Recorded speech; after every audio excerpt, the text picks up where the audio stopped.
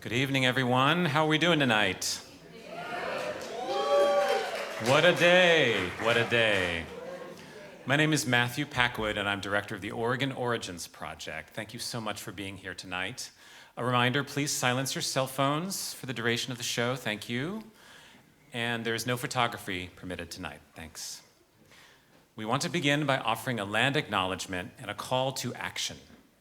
The Portland metro area is the traditional homeland and fishing and gathering range of tribes throughout the region. We honor the peoples who have cared for the land since time immemorial. Tribes of the Confederated Tribes of Grand Ronde, Confederated Tribes of Siletz Indians, Confederated Tribes of the Umatilla Indian Reservation, Confederated Tribes of Warm Springs, Confederated Tribes and bands of the Yakima Nation, Cowlitz Indian Tribe, and many others. The Portland metro area today is home to the 9th largest urban Native American population in the US, descended from more than 380 tribes from across the country. Oregon Origins Project seeks to lift up and support Indigenous peoples in Oregon and beyond. We ask you to join us in this work by considering a donation to one of the Nez Perce organizations listed on the action card you received at the door. Thank you for your consideration. And our thanks to tonight's event sponsors, our lead sponsor, the Ronni Lacroute Fund of the Oregon Community Foundation, as well as Reed College, the Reed College Library, Master of Arts in Liberal Studies program, Environmental Studies program, and Office of the President. We also want to highlight the upcoming exhibit at OMSI in January, Heads and Hearts, Seeing the Landscape Through Nez Perce Eyes, presented by our friends at the Josephy Center for Arts and Culture out in Joseph, and I think some of them are here tonight. Thank you for being here. Roger. Rich, are you here? We'll share more on that later this fall. It's coming up in January. Keep an eye out. It's my honor to introduce tonight's MC, Nakia Williamson-Cloud. Nakia graduated from Lewis Clark State College with a degree in social science. He gained much of his knowledge and education concerning the traditional way of life of the Nimipu from culture bearers over a lifetime. He has worked in the area of cultural resource management for 30 years and currently serves as program manager for the Nez Perce Tribe's Cultural Resource Program. Nakia conducts and coordinates technical consultation with various federal and state agencies, such as the U.S. Army Corps of Engineers, Bonneville Power Administration, 13 national forests, and the Bureau of Land Management. He is also an accomplished artist, particularly painting. You may have seen his work at the front there, and also other forms, including traditional artworks such as featherwork bustles and war bonnets. Please join me in welcoming Nakia Williamson-Cloud.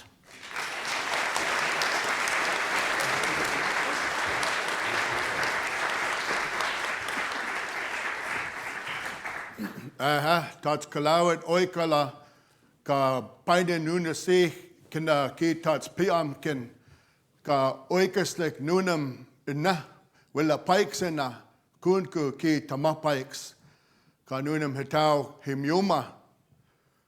This night, this evening, I'm very pleased to be here amongst each and every one of you, and our people that have come from the Nez Perce homelands to the east traveled down this river to be with you tonight to share through the act of storytelling, through song, through many of these visual things that support this long and deep relationship that our people have maintained with this broader landscape that also includes these lands that we stand on as well. Knowing that the Nez Perce people were the greatest travelers in the Northwest, traveled far to the north, to the south, to the east, to the west, and we were the primary connection between the Pacific coast and the upper Missouri, because it was only us that traveled that on a regular basis. And so tonight, I'm very glad that we could share this time together in this time that we find ourselves with this life that provides a lot of challenges to all of us. And many of those challenges we have to meet together. And our people have met many of those challenges throughout history in our time that is not measured in generational time, but it's measured in geological time, going back to when this earth looked very different. And so we're here to share with you some of those teachings, some of those values that we have, and hope that we could engage with you and express our way of life, our way of knowing through our language, through our songs, and engage with you and your humanity that you take care of. And together, we're going to come together in that manner and share in this life that we all have and we all take care of. And so how we're going to move forward at this time, we have a number of people that have come as part of our group here from both the Nez Perce Reservation, where I live in north central Idaho, but again, our homelands, as you'll learn, stretch much farther beyond those current state boundaries, as well as some of our relatives that live on the Umatilla Indian Reservation, the Confederated Tribes of the Umatilla Indian Reservation. But for us, this is a very unique and important opportunity for us to share in many of these things that tie us to the land, how the land continues to inform who we are, and how we're going to be and how we're going to move into the future. And so tonight, we felt like the best way to begin this night is in the way that we begin a lot of our things that we do in our own communities. And so I'm going to invite my leader for the Nez Perce Longhouse, Tim Boosman. His name is Steve Axtell. He's the leader there at Spalding. And he's going to open up tonight with the bell and Walasat, the religion and belief that our people carry here along the Columbia River Plateau up into the headwaters of the Clearwater where we live, the headwaters of the Snake, all the way down to almost to here. So right now, I'm going to ask my big brother, Tim Boosman, who carries a warrior name of one of our warriors who had died protecting our rights at a place called Tsainim Alakanwaspa, known as the Bear Paw Battlefield. He carries that name from that ancestor that had died there protecting our people. So at this time, I'm going to ask our leader of the Nez Perce Longhouse to come and to open up with one of our songs and a prayer this night. Katsiao.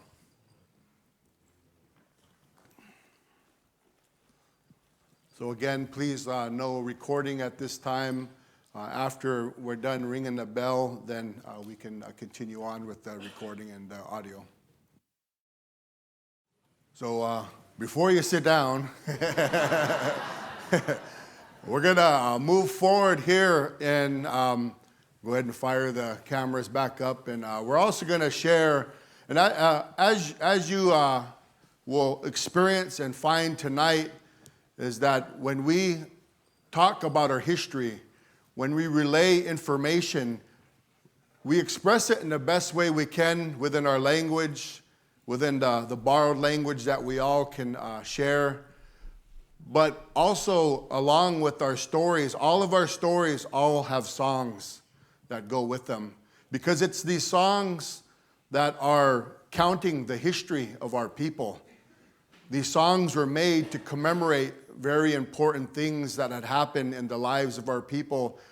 Many of these songs that we sing that are happening now back at home are related to the exploits of the warriors that our people descend from. And also the time when the paper was signed. We call Pitan, the 1855 treaty that was signed in 1855 there at Paxpa, what is now Walla Walla, Washington. And so one of these songs that we sing goes back to that time.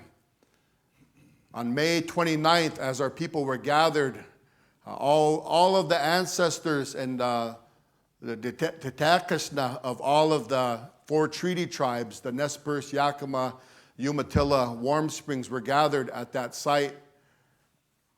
And the treaty negotiations kind of hit an impasse. There were some of our chiefs that were willing to accept what the treaty provisions had provided with then territorial Governor Isaac I. Stevens. Yet there were others that had objected to marking these places of the land, and selling it was something that was a foreign concept to us. And many of our leaders expressed that selling the land is like selling your own mother, because we reference this earth as Pikawatis, our mother. and the Son is like our Father. And so that concept was foreign to them. And there was a group of our people that were on the east side of the Bitterroot Mountains. And there was a group of warriors, about 20, and there were some women with them as well. And there were 3 leaders amongst those warriors. One was the famed Apuswahek, the elder looking glass. And Steve also descends on his mother's side from Apuswahek. Kulkul Sninin, red owl, and Ipelit Hilumkawat, one who gathers the clouds, pilot clouds, that's the name that I carry. And they heard that the treaty was going to be signed and that they were selling our land. And so they had an engagement with what was then an enemy tribe, the Blackfeet, and they stole some of our horses and they gave chase. And they fought these Blackfeet in a running battle to retrieve their horses, and they killed 2 of those Blackfeet. And this may have been one of the many exploits and war record of my great-grandfather that was earned that could have corresponded to that specific battle, where he scaled a rock fortification where these Blackfeet were hiding, and he jumped in there and chased them out and was able to kill 2 of them. And that may correspond, we don't know exactly, because of the way history is passed down, may correspond to that exploit of my great-grandfather. While they came, their normal trail was the Kusaina Iskit, the Lolo Trail that Lewis and Clark came in 1805, but that was snowed out because it was in May, and so they went to the north and came around to near what is now Coeur d'Alene and down, and they rode into those treaty grounds. And then Apuswahik, he admonished the people. He said, "You've sold my land, and now I have no place to put my lodge now that I've returned home. Go back to your camps. We need to talk about this." And as they rode in to that proceeding, that treaty signing that ultimately our people had signed, 58 chiefs signed that document, they sang a song that we reference as a Telakleen Wamtain. So when our warriors would return from battle or from a far off place, they would circle the camp 3 times and they would sing these songs on horseback. And this is the song that we're going to sing tonight, and it's the song that we use to open up also many of our events, our pacham, our war dances, our powwows. And so at this time, we're going to sing that song that later on the elder Nez Perce singers, Sam Jackson, Oscar Broncho, Cy Red Elk, many of the elders that taught the people that taught us had preserved this song and was used in many of our celebrations in the proper time. This is equivalent to the national anthem. This is something that goes back at least to 1855, and so at this time we're going to sing that song with the kiwkawilits, the drum. We're going to offer that song tonight as an honor song and as also a way to add to the prayer that our leader had rendered just a bit ago. So again, if you could rise, we're going to sing this song, and then we'll move forward with our agenda.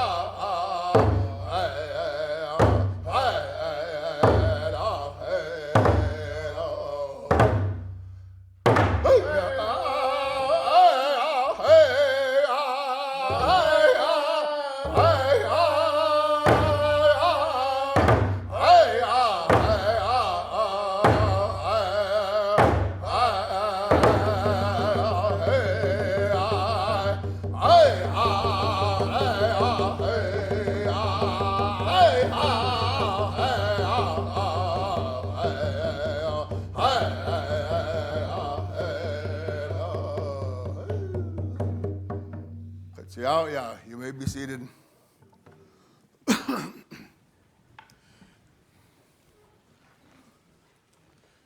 And again, we're very proud tonight to be able to share some of these songs, some of this history, some of the values that we have in relationship to our community and especially to the land that we come from. And as I mentioned before, we have a very fine collection of individuals that have come forth to share with the knowledge that had been passed down through their family and through their lineage. And so tonight, we're going to invite our good friend. He goes by his native identity, Pitamyan and Max Yellowhawk, and he comes from the Umatilla Reservation. Phillip Cash Cash is a very renowned linguist amongst not only the Nez Perce people, but the Columbia River Plateau, and has done a lot in the realm of language preservation, which is so very important to us because this language is not just a spoken word, but it's a lived experience in relationship to this land. It informs us on these songs, and our way of life can only be expressed through this Nez Perce language. And Phil has done a number of things in the regards to protecting and to promoting and preserving the language on the behalf of our people that is integral to a lot of the ceremonial activities that must be conducted in our language, as well as a visual artist that is one of the founding members of the Crow Shadow Institute over there on the Umatilla Indian Reservation, where they've been able to present many beautiful artistic expressions through the act of printmaking. And he's also a big culture bearer, a singer of many of our traditional songs, our traditional life ways. And I know what he's going to present tonight is going to be very illuminating to all of us, to myself as well. And so tonight I would like you to give a warm applause and greetings to our good friend here, Pitamyan and Max, Phillip Cash Cash.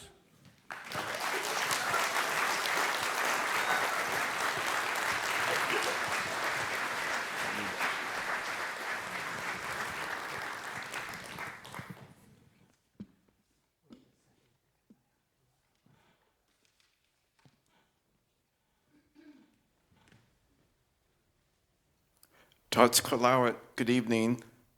Very honored to be here, and I want to open with sort of the explanation or background to the meaning and significance of the name that we chose for this event, wéetes Timina.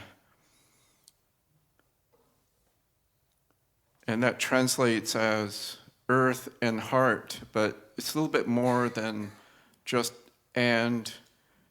This little phrase in the middle signifies a really important relationship between the earth and the heart. So it's a little bit more than just an ordinary expression.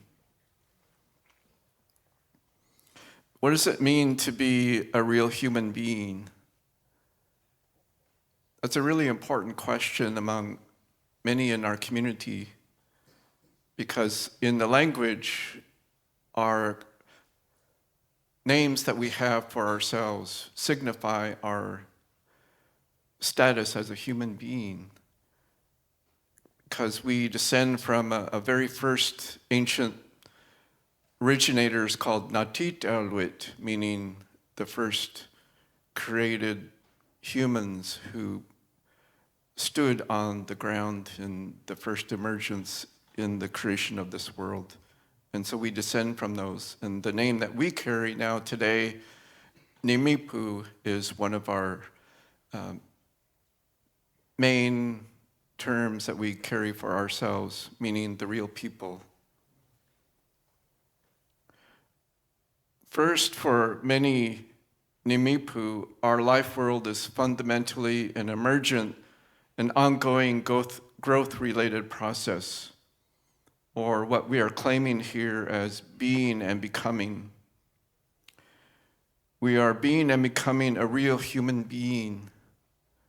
And by virtue of this existential fact, we are being and becoming Nimipu. We understand this process to be organically animate and relational.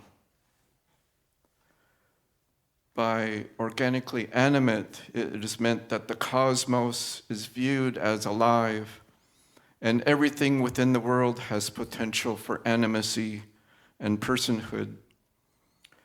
This is to say that the living world can be equally sentient, much in the same way as a human. By relational, it is meant that the Nimipu personhood is a culturally constituted axis of evolvement centered on being alive in the world. The meaning that is given here is not in its most obvious sense, of course, we are alive, but rather it is framed as a world-making process.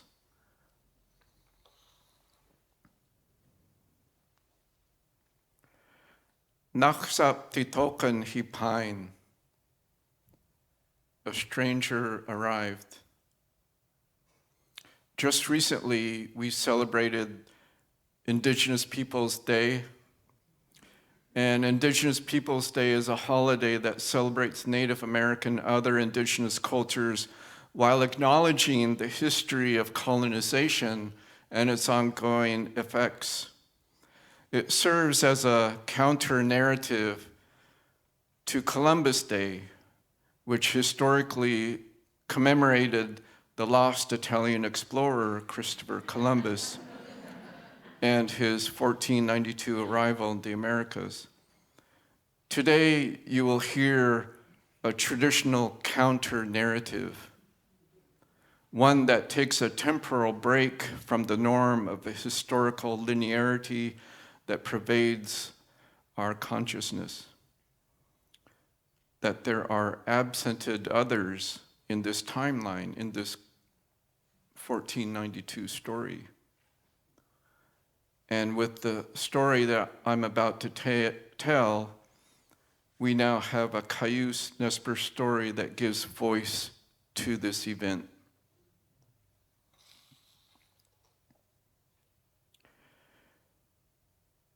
Ki te tuat et ko wa ki mahiwis. Kus hi tsina naksap ti token hi paina kinap huatus. Pai hikus kona walula. Watu pachukwana itunatu ti token hi waka. Huma min mem kinich hi pain. Patich ne patswisa ipna kamatu watu him stukwana. Kustita kona ka hitsich watu pem stukwana. Atka ipnim tsikan nachsap hiwaka. Pasapa kukeka konki.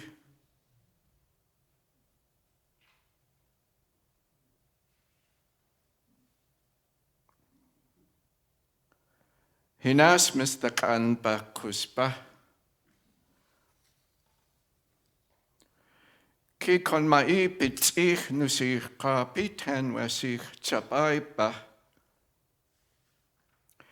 I yau ki ipnim wis ka eki hi huya chukwanin. Wako hinas tsinaki. In paitsa tinatit kinik e kinik. Wiswayi ka pawatus. Ka mina panaksap tsichnin titoken hiusina. Wako a sapatu kwam. Ko naksap titoken hi paitsich. kima naksap titokama hipapaina himakas lias ki ka ialichniksana atiakus kinikai kinap watas. Hakipa hiusich maaksupnin ka setayin tilakt. Hiwatik tsasina kin watas wako. Kuustat hinastamtaina. Wako titoka hipatmipnia. Ka hipanahpinia pinya imam wakima tamayatat ka himtakt hutsina hutsayoka kawako kinawataspa kunko hitmipnita ski hama ki kinyain hiwaniksih koko. Ki he was ikuin tatwatit. Yochkalo.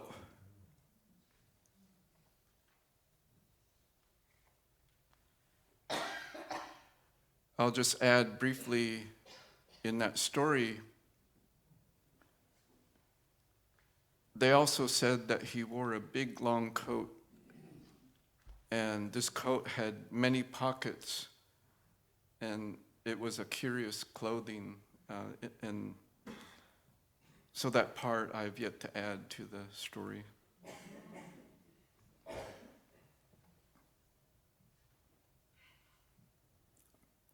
Miochet wachpus.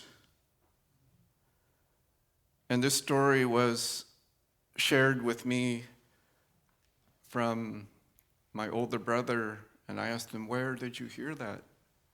And he mentioned a man named Andrew George, who was a Palouse Indian from the Snake River, and the Palouse and the Nez Perce were very close, and their villages actually intermingled on one part of that area.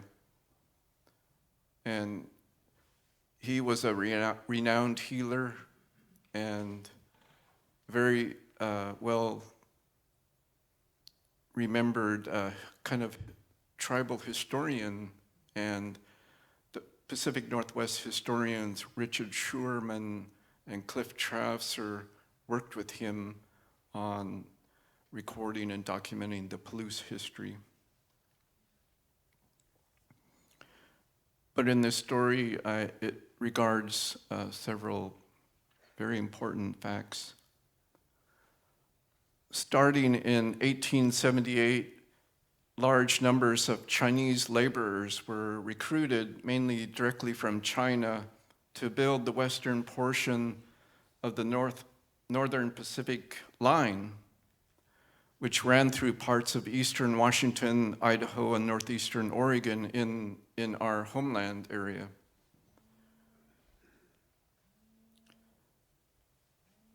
By the early 1880s, over 1,000 Chinese workers were employed on rail projects throughout eastern and northeastern Oregon, replacing the white workers who left due to harsh working conditions.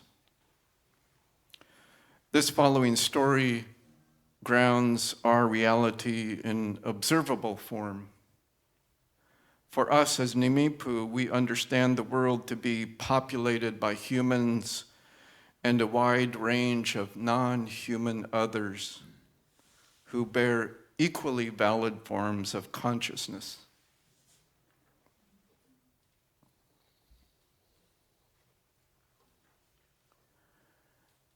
Waqipa palwahtina kitsuinim iskit kayuspa. Yuchniwa telmen hipa Halailaitsina kona ka kuus papainoma kin watas. kimet pitchwanit hipan kapaika. Konma watu apaslau suka. Kakawa hipawi nakiksa pipiswa. Kamat naxhama chitskub pachnaku ituna. Hitskaunima ka hitlachna. Takt laamnim kawo hipatalka imam Khalailain. Kawatita soyapo wiatakes hinasachna. Kakonika hikuya hishapt amalichnikas. Hinka ka ika pitswanitpa. Ipinka halakip hitkausakeka. Kuna kuituna pachna. Kawa wiatakasnim pauyan kauna. Tulalpa kaina. Konki putzilika. Kuitu imitpa pitchwanitpa hiwaka. Kawanach ipnak pisna ka hihinakis. Chapaipa pachapakai ksana. Kakoch ata hipanachsachna himakich tau isin wachpus. Kona kala maui hitaapalika. Watu hipachukwana. Matukala imam popsiauna miochatona kin watas. Miwatspa laam wachposnim hipa uya. Oh hey, nuna miochat hitintchnin. Wako hisapta kuyikna pawatuspa. Ka konyin laam wakishwitin ko hitka tilapna. Oh, nuna miochat. Kawa nax chukwanin atwa hinasmitsiya. Ka imam pila atsich. Ka uspa hikuya konma. Ka kona chukwanin atwainim. Payach na yus na miyokatonim chalakt kala hasinut.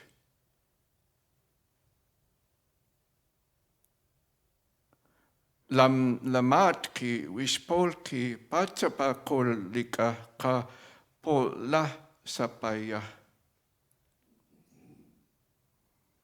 Ka hinakis ibnim Khalailain. Panah na tsana mata. Miwatspa hipaina kakona sawai hiwanakin homlai. Kapata miktana kono.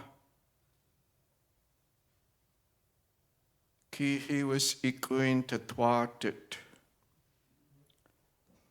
Yoh kiwal.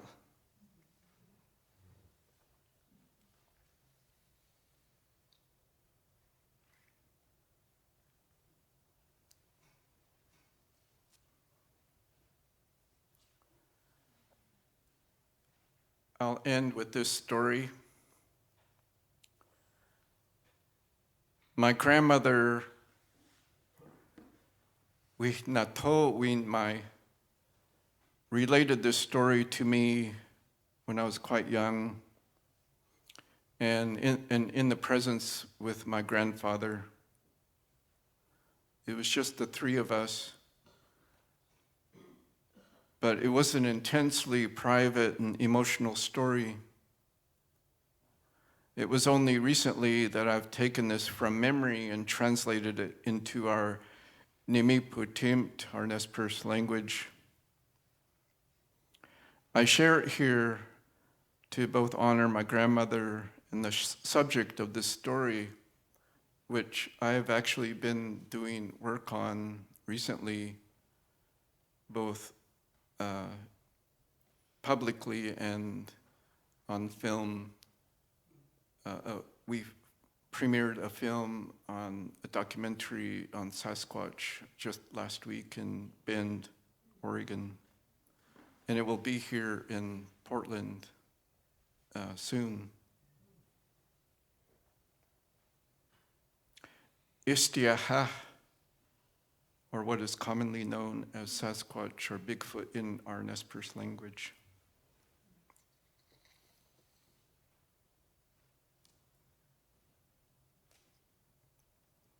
Kawa nakat hiwaka bitin miat. Ipi ka atwa hiwa nakin Cecilia, who spikes in a Mount Hood pa. Kona kala lapwa piu sam ktika. Ku mahal hipat kauya lahinaka hitimani sinki.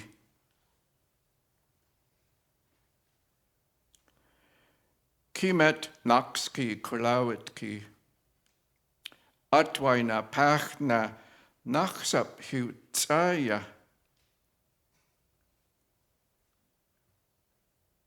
Koch atwainim patkana.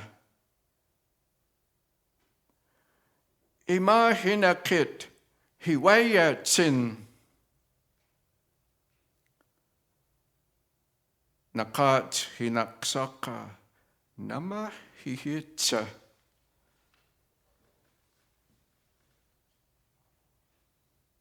Chapain hanika patka na atwainim. Wako ima hinaki. Kip hikusin. Kochki wailap patkamtia patyokina.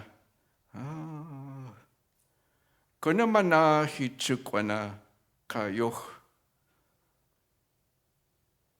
Kawa pamchio kinya. Kapatyo kin katu kapis hilasana. Ko hitskana ka.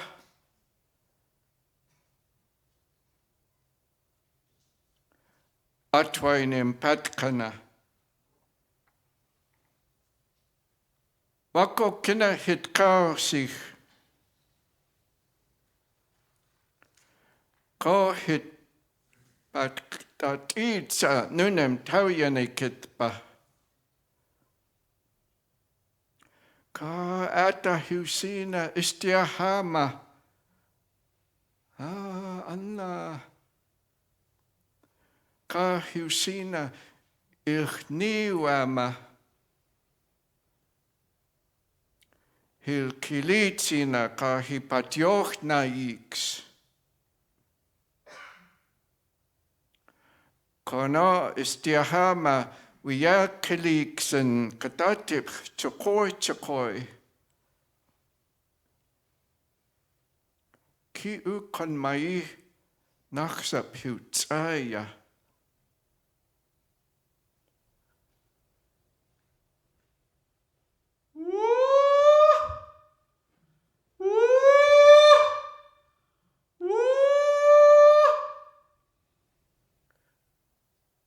Ka kuus ka atwainim patkana ima hinakit Hipa at stipats wiyo kom.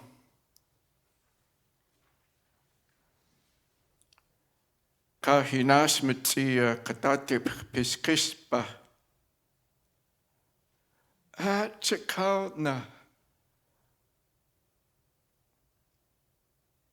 Ko yoko ka atwai nim patkan pa walasna. Ka kona hit ka e ki ma piskispa. Walatski hip taya na wataspa. Kimet istiahama talach ka watu hu wayatalko kon komka. Kawo sao hikuya. Kawaka kiwal kapis hipatyohna. Kahanaka ku miwal laikat hipatyohna. Kakawa wayat mimach samkach lilai hipamtioka.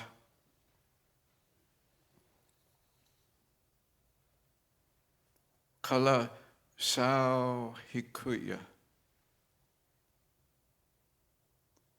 Istiahama yukhma wako chaya.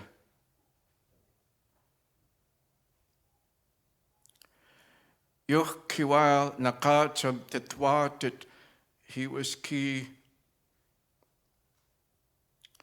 Watamawa haneko ipi tetwatia. Yuch kiwal.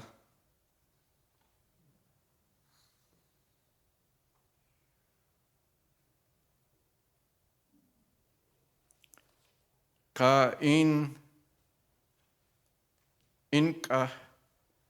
hinakat ki inem tsikan. I'm done now with my words. Katsiayo, thank you.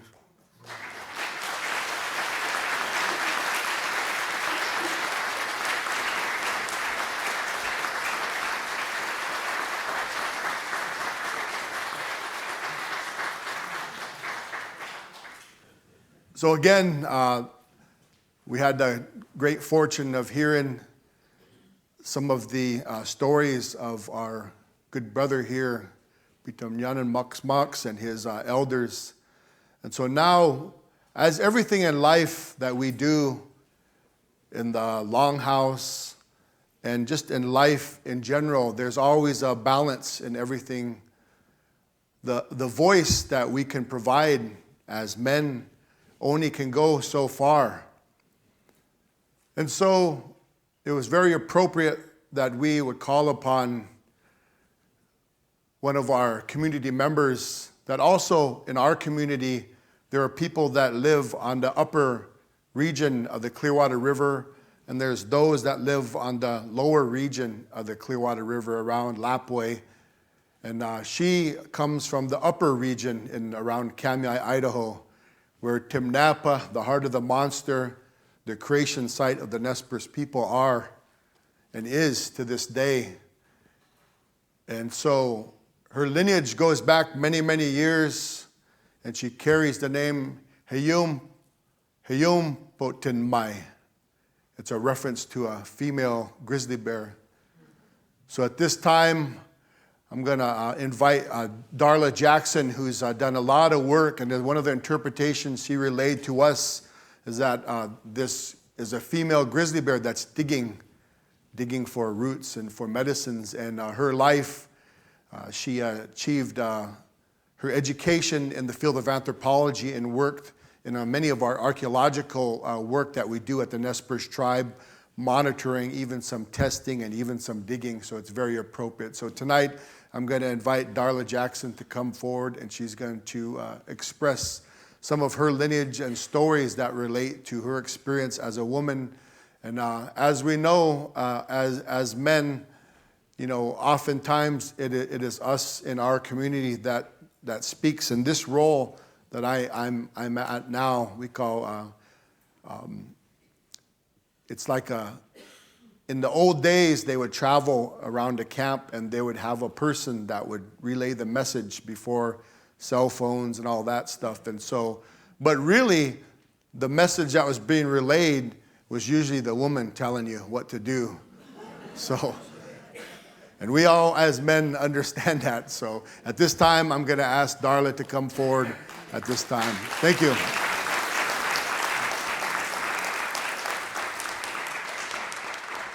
Katskalawat, Lautiwama, Kahimuma, Inwas, Wanik, Yomtamo, Pantmai, which means grizzly bear digging.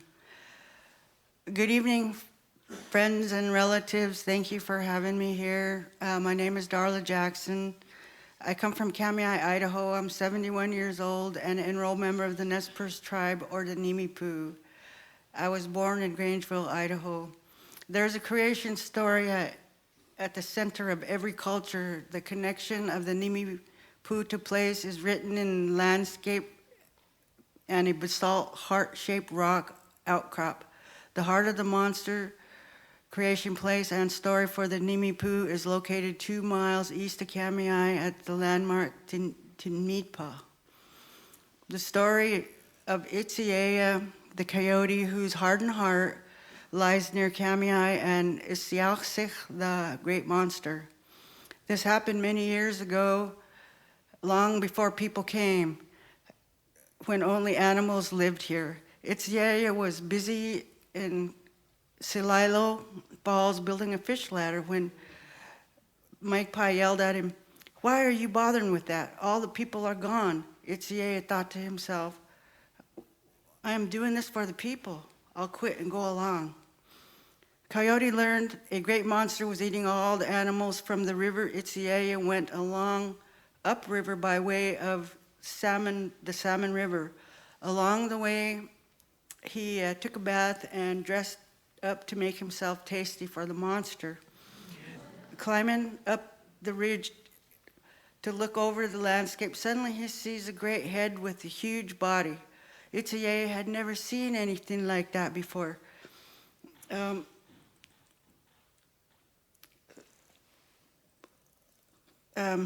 Along the way, he dressed up, to make himself tasty to the monster, climbing up the ridge over the landscape. Suddenly, he sees a great head and huge, I lost my place. Using rawhide ropes, Itziea tied himself to 3 mountaintops: Pilot Knob, Seven Devils, and Cottonwood Butte. Itziea then called out to the monster, "You have already swallowed all the animals. Why don't you swallow me too, so I won't be lonely?" The monster didn't know Itziea carried with him a fire kit and 5 stone knives. So the monster inhaled. He inhaled so hard, the ropes broke. Itziea was carried right into the gaping mouth. Itziea looked around, and the widened throat monster seen many bones of animals have been dying. Just then, Hachats, the grizzly bear, rushed at him, roaring and growling. Itziea said, "So you only make yourself scary to me?" and kicked the bear in the nose. That's why the grizzly bear has a short nose. As Itziea continued down the heart of the monster, Wachpus, the rattlesnake, rattled at him threateningly. "So only towards me are you vicious?" Then he stepped on the snake's head, making it flat. It's still that way today. Itziea walked further along, and animals began to greet him. When he finally reaches the heart, he cuts slabs of fat for the animals to eat. Then he built a fire with the flints that he had brought. Smoke drifted up through the monster's eyes and ears and nose. With his stone knives, Itziea began slicing out the monster's heart. One by one, the knives began to break. When the last knife broke, Itziea grabbed the heart and tore it loose with his bare hands. At that moment, the great monster died, and all the animals went out the opening of his body according to Itziea's direction. Muskrat was the last to come out, and his tail was caught. That is why the muskrat has no hair on its tail to this day. Everyone helped to carve the monster into large pieces. Itzay named Cayuse, Blackfeet, Coeur d'Alene, Yakimas. When he finished, Fox came up and said, "What is the meaning of this? You have used up the body of the monster and given it to faraway lands, and there's nothing left for this place." "Wow," snorted Itzay, "why didn't you tell me this before? Bring some water," Itzay then washed his bloody hands, sprinkled the drops on the ground.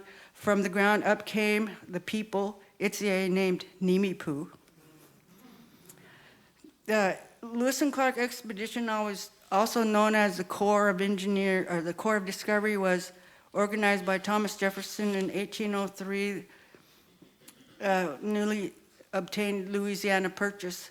From the beginning, gathering information pertaining to Native American groups was a high priority for the expedition. The Nimipu were the most powerful and numerous Native groups on the Columbia Plateau at the time of Lewis and Clark. The Nez Perce territory reached over 27,000 square miles and extended from Bitterroot Mountains across most of central Idaho to southeastern Washington and northeastern Oregon. The usual and accustomed territory was a diverse environment with numerous ecological mosaics ranging from forest mountains rising 10,000 feet above sea level to rolling grass-covered hills and deep canyons of the Clearwater and Snake Rivers to the elevation as low as 750 feet above sea level. Lewis and Clark had a difficult trip through the Bitterroot Mountains. Clark and 6 other members of the Corps of Discovery made first contact with the Nimipu at Wéetes Prairie on September 1805. They were digging chemists there. The expedition traveled across most of the Nimipu country for over a month. They were in Nimipu country constantly until their guides departed from them. The expedition spent nearly 3 months among the Nimipu and made 2 extensive east-west transects totaling over 300 miles, the entire width of their territory. They spent more time with the Nimipu than any other plateau group. Christianity came to the Nimipu through a combination of indirect influences from the traders and explorers. The arrival of Christianity changed the Nimipu culture, though it was met with both acceptance and resistance. 25 years after Lewis and Clark, the Nimipu attracted national attention when 4 members of their tribe arrived in St. Louis asking for the Book of Knowledge and teachers for the book to be later known as the Bible. The Nimipu delegation inspired a missionary movement of great importance to the development of the Pacific Northwest. The 4 Nimipu men traveled to St. Louis, were photographed by George Catlin, boosting the interest in them. They were one Chit-Yit-Lat-Nim, or Speaking Eagle, a man beyond middle age, a chief who entertained Lewis and Clark on their return trip. Old Speaking Eagle was of a philosophical mind and questioned whether the sun was a father and the earth was a mother of the human race. This occupied his mind, and he discussed this with his companions. The King George men told him this was the case, but Speaking Eagle doubted him as it contradicted things Lewis and Clark had said. Kiaupa was nearly as old as Speaking Eagle, the second guy. He was the son of a Nez Perce man from Kuski area and of a flathead woman. Hinyats, Tuhan, rabbit skin leggings, a young man approximately 20 years old and a nephew of Speaking Eagle. Tawas Simnim, or worn down horns of the buffalo, was also 20 years old. The 2 older men succumbed to illness while in St. Louis. The two younger warriors started their journey home. They ate berries and gathered what they could. They reached the headwaters of the Clearwater after crossing the Bitterroot Mountains to Wiscisnim. Worn down horns died and was buried in the mountains in a hole gullied out by the snow. The survivor brought back the riderless horse and was met by his relatives in Buffalo Country. He was unwilling to return to his people. He was afterwards known to be living with white trappers, to have cut his hair, and to have put on white man's clothes. The arrival of Henry and Eliza Spalding in 1836 opened establishment of a mission near Lapwai Creek. Any changes in the lifestyle of the Nimipu was due to the influence of Mrs. Spalding. She was kind and compassionate while he was not. Henry Spalding was the first of a long line of missionaries of every possible faith that could come and fight for converts while fighting amongst themselves. Christianity had arrived. Missionaries were subsidized by government to convert the heathens. The Nez Perce reservation was awarded to the Presbyterians by Congress. The first Indian Presbyterian church was built in 1871 on the land belonging to chief lawyer of the Nimipu. The church is the oldest active church in Idaho. The church was started by Spalding and later continued by missionaries Sue and Kate Macbeth. Spalding, who preached against heathen ways, took articles that he deemed heathen, like traditional shirts, dresses, moccasins, horse regalia, drums, necklaces, and bracelets, and sent them back east to his friend and former classmate, Dr. Dudley Allen, to Ohio. The Nimipu bought the Spalding Allen collection back for $608,100 after being in Ohio Historical Society. Eventually, they returned the money. The Macbeth sisters, Sue and Kate, missionaries, taught about the good life and accepting Christianity. They taught against Indian customs, Indian dress, Indian trinkets, horse racing, gambling, and drinking, all the while leading a double life. Treaties came first, then war. The bands at war were the bands being forced onto the reservation, not the entire tribe. It was the U.S. that wanted treaties because they wanted the land that had no real claim to land, neither purchased nor conquered by subdividing the Nimipu. White men moved in while the area was designated U.S. territory. The U.S. made no deal with the people who lived there for untold centuries. As a sovereign nation, they had power to deal. They ceded the U.S. certain areas of land and certain privileges, but they retained certain privileges on the ceded land. Treaties, or rather broken treaties, and all the trouble that they generated were the direct cause of this War of 1877 and the division of the Nimipu, also causing hard feelings between them and their white neighbors. Powerful, greedy white men wanted what the Nimipu had reserved for themselves at the First Treaty of 1855, and the government listened. The Columbia River tribe signed a treaty with the federal government.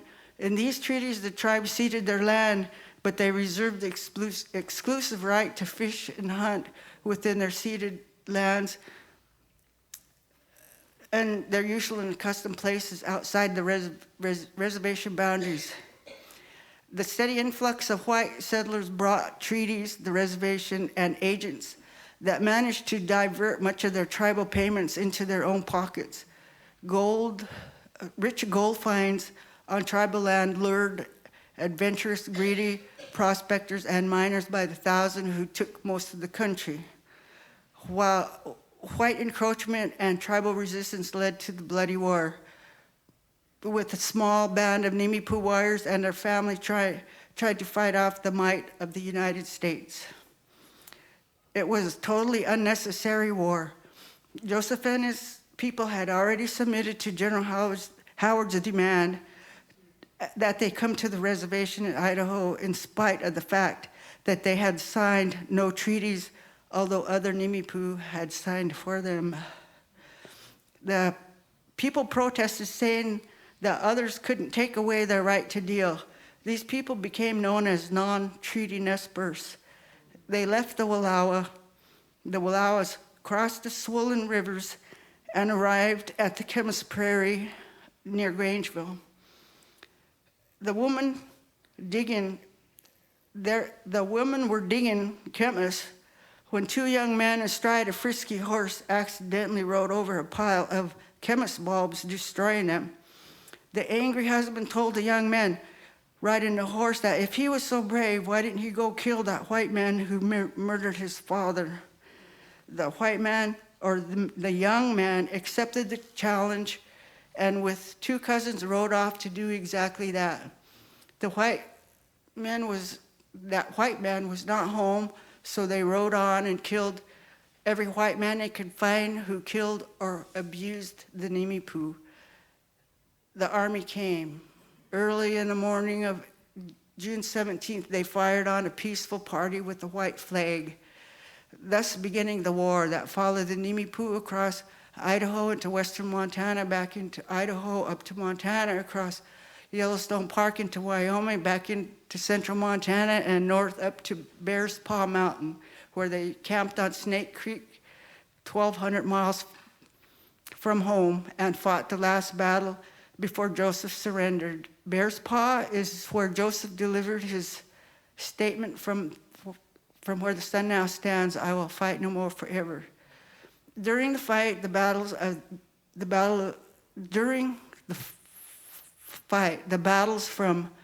the Battle of Whitebird, the Battle of Clearwater, to the Battle of Big Hole, to Bear Paw surrender, claimed some of my direct relatives. Shot in the belly. Elut Pa'au Yin was shot in the belly during Bear's Paw battle. His intestines fell out of his body. He gathered them up and put them back in and kept fighting. His name was changed to Billy Carter. Billy Carter's son, Lewis Carter, is my grandmother, Josephine Carter Hayes' father. Josephine is my grandmother. Wéetes, or Rainbow, was among buffalo hunters who were the best warriors and the bravest fighters. Wéetes was killed early in the Battle of Big Hole. A tall soldier, nearly 7 feet, and a short warrior met. They were 4 feet from each other, both raised their guns at the same time. Wéetes was quickest, but his gun snapped. The tall soldier shot him through the heart. Wéetes fell backwards dead. Wéetes was Hayamtamo Puntmai's father. Hayamtamo Puntmai later, her Christian name was Annie. She was in the flight across 12,000 miles, or 1,200 miles, into exile into Oklahoma for 8 years. While in exile, she made moccasins for her families and those in need. She returned a teenager and accepted Christianity and attended the First Presbyterian Church in Kamiah. She married Alec Hayes, who was a prisoner of war and held at Fort Vancouver, Washington. Alec Hayes' band was returning from Buffalo Country with Red Heart when they were captured and imprisoned for approximately 8 months, even though they were not involved in the fighting. Alex and Annie were my great-grandparents. They had 4 children, Joe, Noah, Edna, and Axtell. Noah's my grandfather. Annie raised her children at the First Church Village. Alec never accepted Christianity, so he did not stay in the village. Although Annie was a Christian, she was determined her great-grandchildren had Nimipu Timp names. I know my mother says, for my older sister, "Can you give Verla your name?" She's like, "What? Oh, not now." And then when I came along, she's like, "Yo, this is the one I want to have my name." Because our house was next to the church, The grandmothers, Edna, Josephina, and great-grandmother Annie and mother, held a prayer and gave us our names while the doors were locked and the lights off. They were cautious as they didn't want to reprimand from the church. Most traditional practices were a sin according to the church. No recognition ceremony was held like they have today. Tolo, the Nez Perce woman who was friendly with the white settlers and miners in the Slate Creek area, rode approximately 26 miles to Florence mining camp to warn the settlers, her friends, of a possible uprising.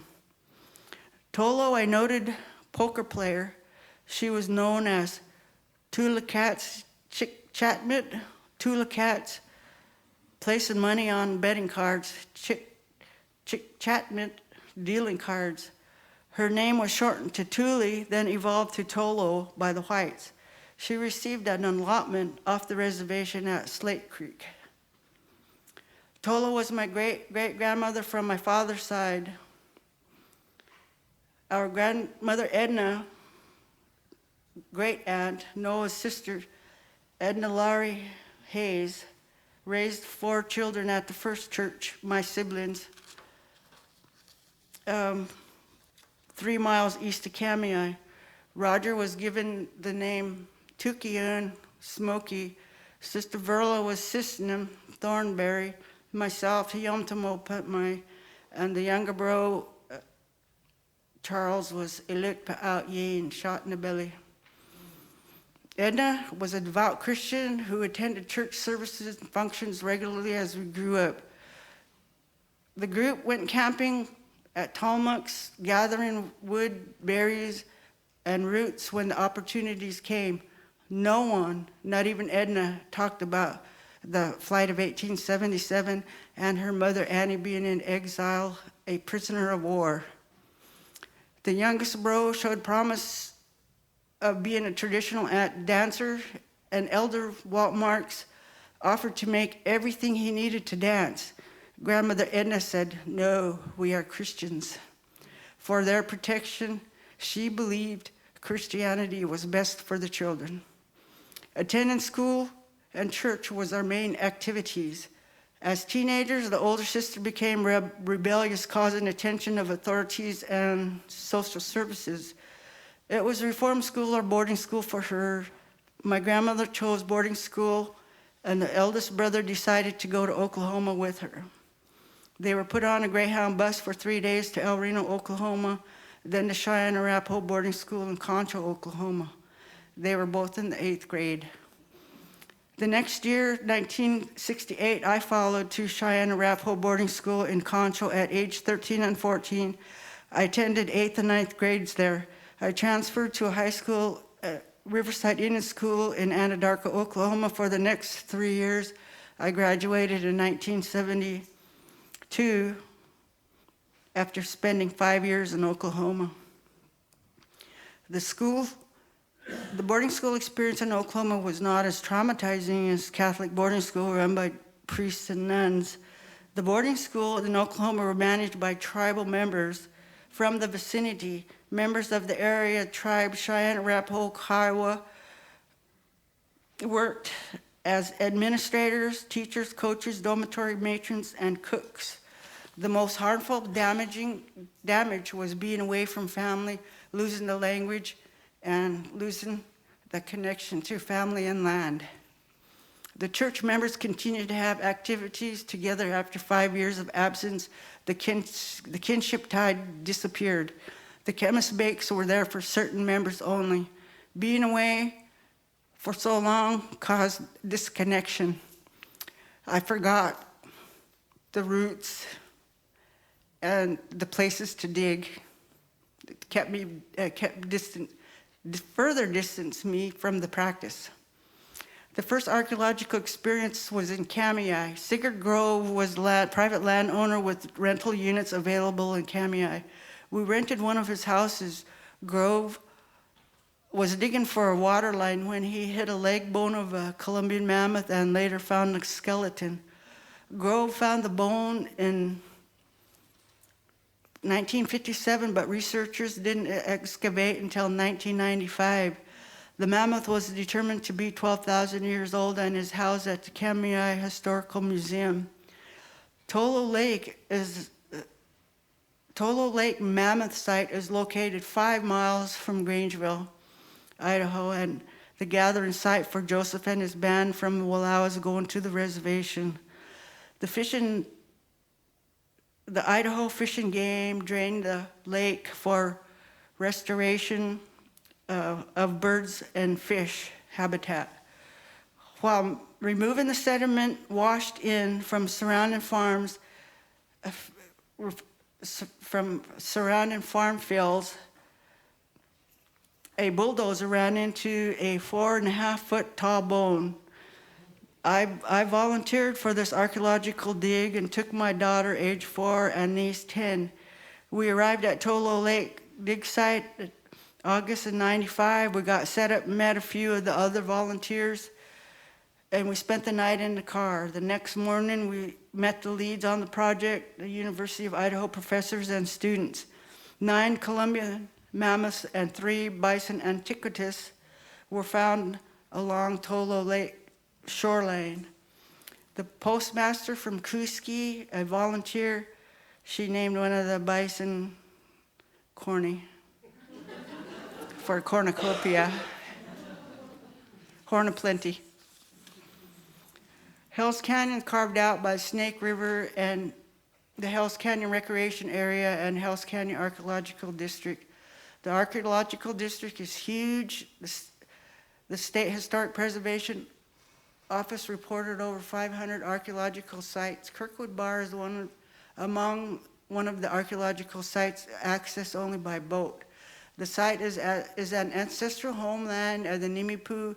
Seasonal camps were set up, fish harvested, and a traditional way of life flourished. It was a hot, prime spot for preserving bones and other artifacts. The research was a field school coordinated by Lewis and Clark State College, Wallowa, Whitman National Forest, and the Nez Perce Tribe. The field school was hot for 4 weeks of grids, shovel test probes, and excavations. Research revealed mostly fish bones such as suckers, minnows, and chiselmouth, but not salmon and steelhead, approximately 2 years after Mount Mazama blew. A single cultural component changed. Eating lesser fish could have been caused by climate change. The Lolo Trail surface survey and archaeological research occurred in the summer of 1994 and 95. The research was done in cooperation with Lewis and Clark College, Nez Perce Tribe Cultural Resources, and the Clearwater National Forest. The Lolo Trail has many names: Old Buffalo Trail, Lewis and Clark Trail, the Flight of 1877 Trail, the Bird Truax Trail, the Northern Nez Perce Trail, and the U.S. Forest Service Road 500. It is an ancient travel route that increased in importance with the arrival of the horse. The corridor includes a whole system of braided interwoven trail tread. According to Yellow Wolf, the trail is 200 miles long. The first week of the survey research, I brought my 13-year-old son and a nephew the same age. Those young, energetic boys ran from site to site. There were many miles of walking from ridge to ridge: Horseshoe Lake, Smoking Place, Chimney Butte, Indian Post Office, Howard Camp, and Willow Ridge were all sites we walked. We started to notice cambium peeled trees. They were near the Howard Camp area along the ridge. We started to record cuts, location, width, depth, height, number of cuts, and species of trees. Carbon dating revealed the cuts were plus or minus 100 years before present, approximately when the flight was occurring. The Treaty of 1855 is the basis for the Nez Perce involvement in Hanford Nuclear Reservation, our usual and accustomed area, and their resources are protected in the 1855 Treaty for exclusive use and benefits of the tribe. I graduated in 2004 from the University of Idaho with a Bachelor of Science in Cultural Anthropology and secured a position with the Nez Perce Tribal Cultural Environmental Resource Environmental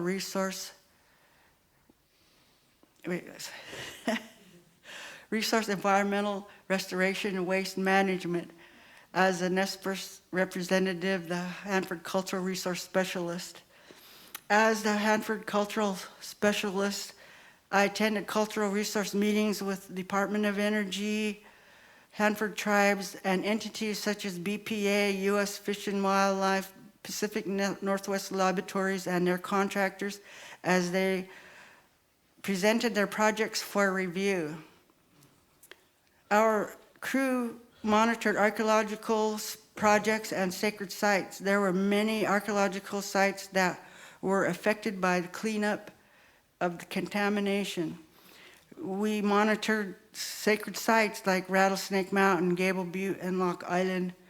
Rattlesnake and Gable were monitored for power poles and other projects. Lock Island was eroding, washing away artifacts and information. Monitoring involved the use of erosion transects to quantify the extent of soil loss over time. Activities like the Wanapum Archaeological Days were encouraged. In 2012, Doug Owsley provided insights on research of the Kennewick Man, a 9,600-year-old, discovered along the shores of the Columbia River in 1996. The Hanford-affected tribes wanted the remains undisturbed and reburied. Owsley, one of the foremost forensic anthropologists in the world, was one of the plaintiffs to study the ancient one. The successful litigation allowed to study the study of the 9,006-year-old man, Kennewick Man. Owsley believed the Kennewick Man didn't have characteristics, features of the tribes. His study results indicated he had a marine-based diet, eating salmon and seals, living on the coastal areas. Owsley suggested Kennewick Man may have come from British Columbia and or Polynesia. Samples of the bone was sent to a Sweden lab for DNA analysis. Results came back. Closest relatives were the Colvilles. After retiring in 2020, we were able to do activities which we couldn't do because we had to work. We traveled, started a garden, put up bird feeders, and helped raise our great-grandson. One day in April 2022, I read an advertisement on Facebook from A.J. Whiteplume, 2 Moons, advertising root digging in Wallowa, Oregon, home of the Nimipu. That program had been going on for 6 years for tribal diggers, and my family attended 4 of those years. The event is for indigenous families to reconnect to their homelands and gather first foods and medicine. All native gatherers and families with ties to Wallowa and homeland are welcome. The project is done with the Nez Perce Tribe, Wallowa Homelands Nature Conservancy. This event is open to everyone, warmly advertised to the public. When we attended, we felt genuinely welcome. The hosts were incredibly inviting and made us feel right at home. Thank you, Kathleen. AJ ventured on to develop a program for an annual Kemis bake. Our Kemis is so highly sacred and sought after, but the process time is consuming weeks, taking weeks to gather roots. Kemis is more than 1.5 times higher in protein than liver, and 4 times higher than beans. Once roots are gathered, the ground for the bake must be prepared, gathered in the rocks. Gather in the rocks, ryegrass, hopo, the moss from the trees, and other ingredients. Chemists bake up to 3 days in a pit, prepared with special ingredients. While fire tenders watched the bake to ensure the fire stayed lit. Traditional classes were held for making moccasins, tule mats, weaving baskets, and tanning hides. The long-term goal is to build a living tule mat longhouse. This was more than an event. It was a space for reflection, insight, and connection. I learned so much, not just from the sessions, but from the people, the atmosphere, and the intention behind it all. This event is sponsored by grants year to year, so any support is appreciated. Moccasins, I always had a desire to make moccasins myself. I took several classes over the years, but they never turned out. I couldn't learn to make them. I wanted to learn, I tried to learn, I was persistent upon learning. One day I asked Audrey Lesser, an elder in our community and direct descendant from Chief Joseph, to teach me. She took me right in, sat me down, taught me how to make moccasins, every measurement and outline, every cut, stitch. She made sure I understood. I was finally able to complete my first pair of homemade buckskin moccasins myself. I began by making moccasins for my own family. Some of them never had even a pair of their own. There was something powerful in that, in giving them something rooted in our traditions. Before long, others began to take notice and asked if I could make theirs too. Every pair of moccasins I make carries a piece of me, whether it's my love or patience or even a drop of blood from a poke of a needle. I put care, good thoughts, and positive energy into them, whether I'm making it for friends or family. Although I don't make moccasins for profit, I've been approached by individuals and organizations who admire the work and have asked me to create moccasins or teach others how to make them. I've had opportunity to teach several classes through various agencies, and I truly enjoy sharing this beautiful traditional craft with others. Teaching others how to create their own moccasins is not only fulfilling, but a way to help preserve and pass our cultural knowledge. My great-grandmother, Annie Hayes, spent 8 years in Oklahoma. I spent 5 years in Oklahoma. Annie Hayes spent 8 years in exile in Oklahoma. I spent 5 years in Oklahoma boarding schools. She made moccasins for those in need. I make moccasins for those who want them. I carry her name, her resilience, and her craft. Through moccasin making, I connect with her spirit and share a tradition that has carried our family through generations. Thank you for inviting me, and I'm thankful to be here, and most of all, I'm thankful to be Nimipu.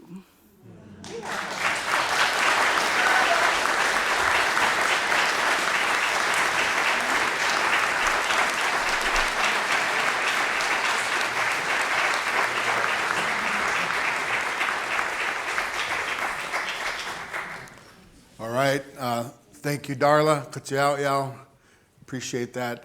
Again, she provides a very much important balanced perspective from our culture, from the woman's perspective, and many of the things that are carried forth in our culture are done by our women folk in our community. So at this time, I believe we're going on a break. I don't know how long, Matthew. 15 minutes. I don't know, 15 or 10. I don't know. Darla didn't leave any time for me, so we'll see. But I take a little bit of time during our roughly 10 to 15 minute break, and you can come and view some of the items, some of Phil's prints and original artwork here, some of the Darla's moccasins that she mentioned, some of the family items that I have from my family, and we'll reconvene here back in about 15 minutes. All right. Katsiao, y'all.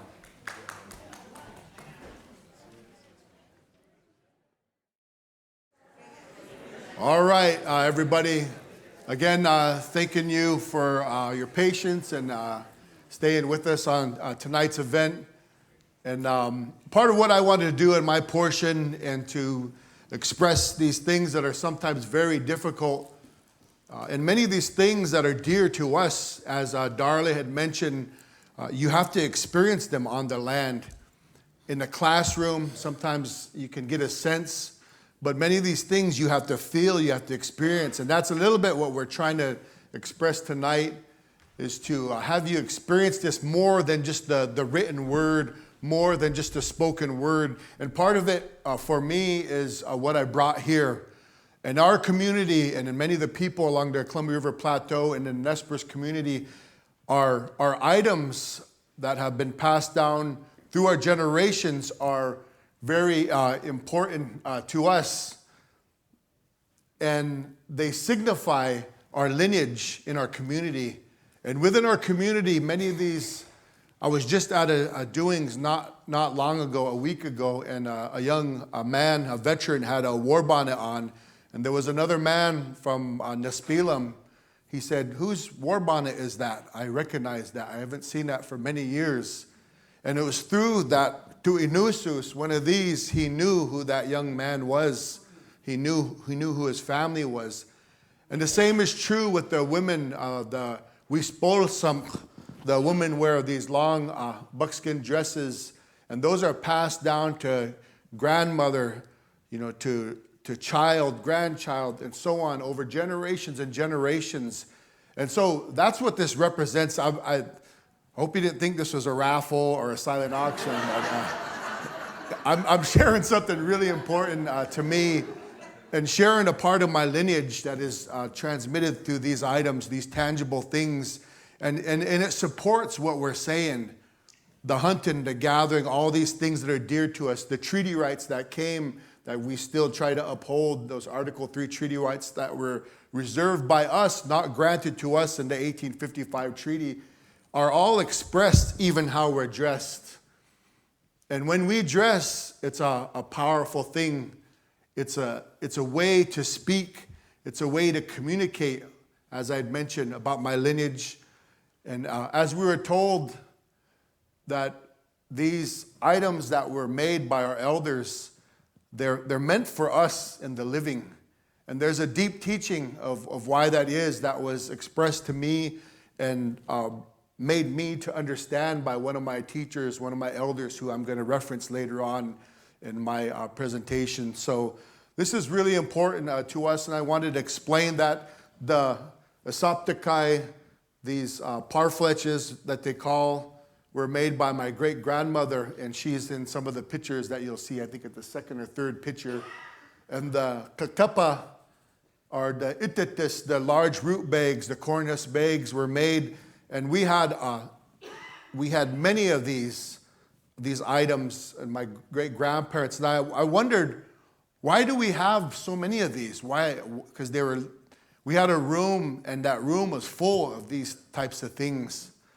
And it's like, why do you need so many? And my grandmother, Evie Cloud, had said that that's how our people are. We're always preparing for things. And they used these in the mishkoyet, the wedding trade. In the old times, when the non-Indian came and they seen our people, they seen goods being given to the bride. But what they didn't see is that the bride side would give goods back. They shared in this material wealth. And on the male side, these Asoptakai were packed full of dry meat, and horses and other things were given to the woman's side. And on the female side, these root bags would be packed cylindrical with all of the dried processed roots, kaus, setan, kemis, and they would be traded to represent the role of the women, to represent the role of a man as a hunter. And this is why our family had so many of these, because in the time of my great-grandmothers, that they would go to the different reservations, and they said it was always better to be on the men's side, because the men's side didn't have to give as much, apparently, somehow. That's what they said. I guess the trade was uneven or something. And because those root bags right there, for an expert weaver, it would probably take a month to produce one of those. And along with these items was stories too. When I posed the question, and there was my mother's grandmother, her great grandmother was named Wulalonan. And there was a time, as is in a lot of our lives, where maybe your relationship isn't going very well, and her husband separated, and her husband separated for 3 years, and he lived on the Umatilla Reservation for those 3 years. And during her life, she continued to take care of her family. She continued, but she would often be in grief. And the only way in which she occupied herself was by weaving. And she weaved every day. And pretty soon the stack of those corn husks got higher and higher. And it's for that reason we have relatives down on the Umatilla Reservation, because of that man. So I guess in all, it was a good thing. But I'm just trying to express to you the importance of what these things mean and how they present, how we present them. The buckskin, when we wear the buckskin clothing, it's referencing our creation, the time actually prior to our creation, when all of the titwa tityaya, if you heard in the story, both in Phil's story as well as Darla's story, that there was a time when this earth was prepared for us, the Natitalwit, the first people, the Indian people. There was a time before the people that was the time of the animal people, Titwa Tityaya. And they knew that this change was coming. And in all the stories, Coyote is warning, he's warning, he was Natitalwit, that these Indian people are coming. They're going to be put on this land. And so to prepare yourself. And part of that preparation was the animals giving to us, because we had nothing. And the first one that stepped up for us was the Natsoch, the Chinook salmon. And that's why he's the leader in our season as the season comes. That's why he's the first one in our longhouses that come on the table.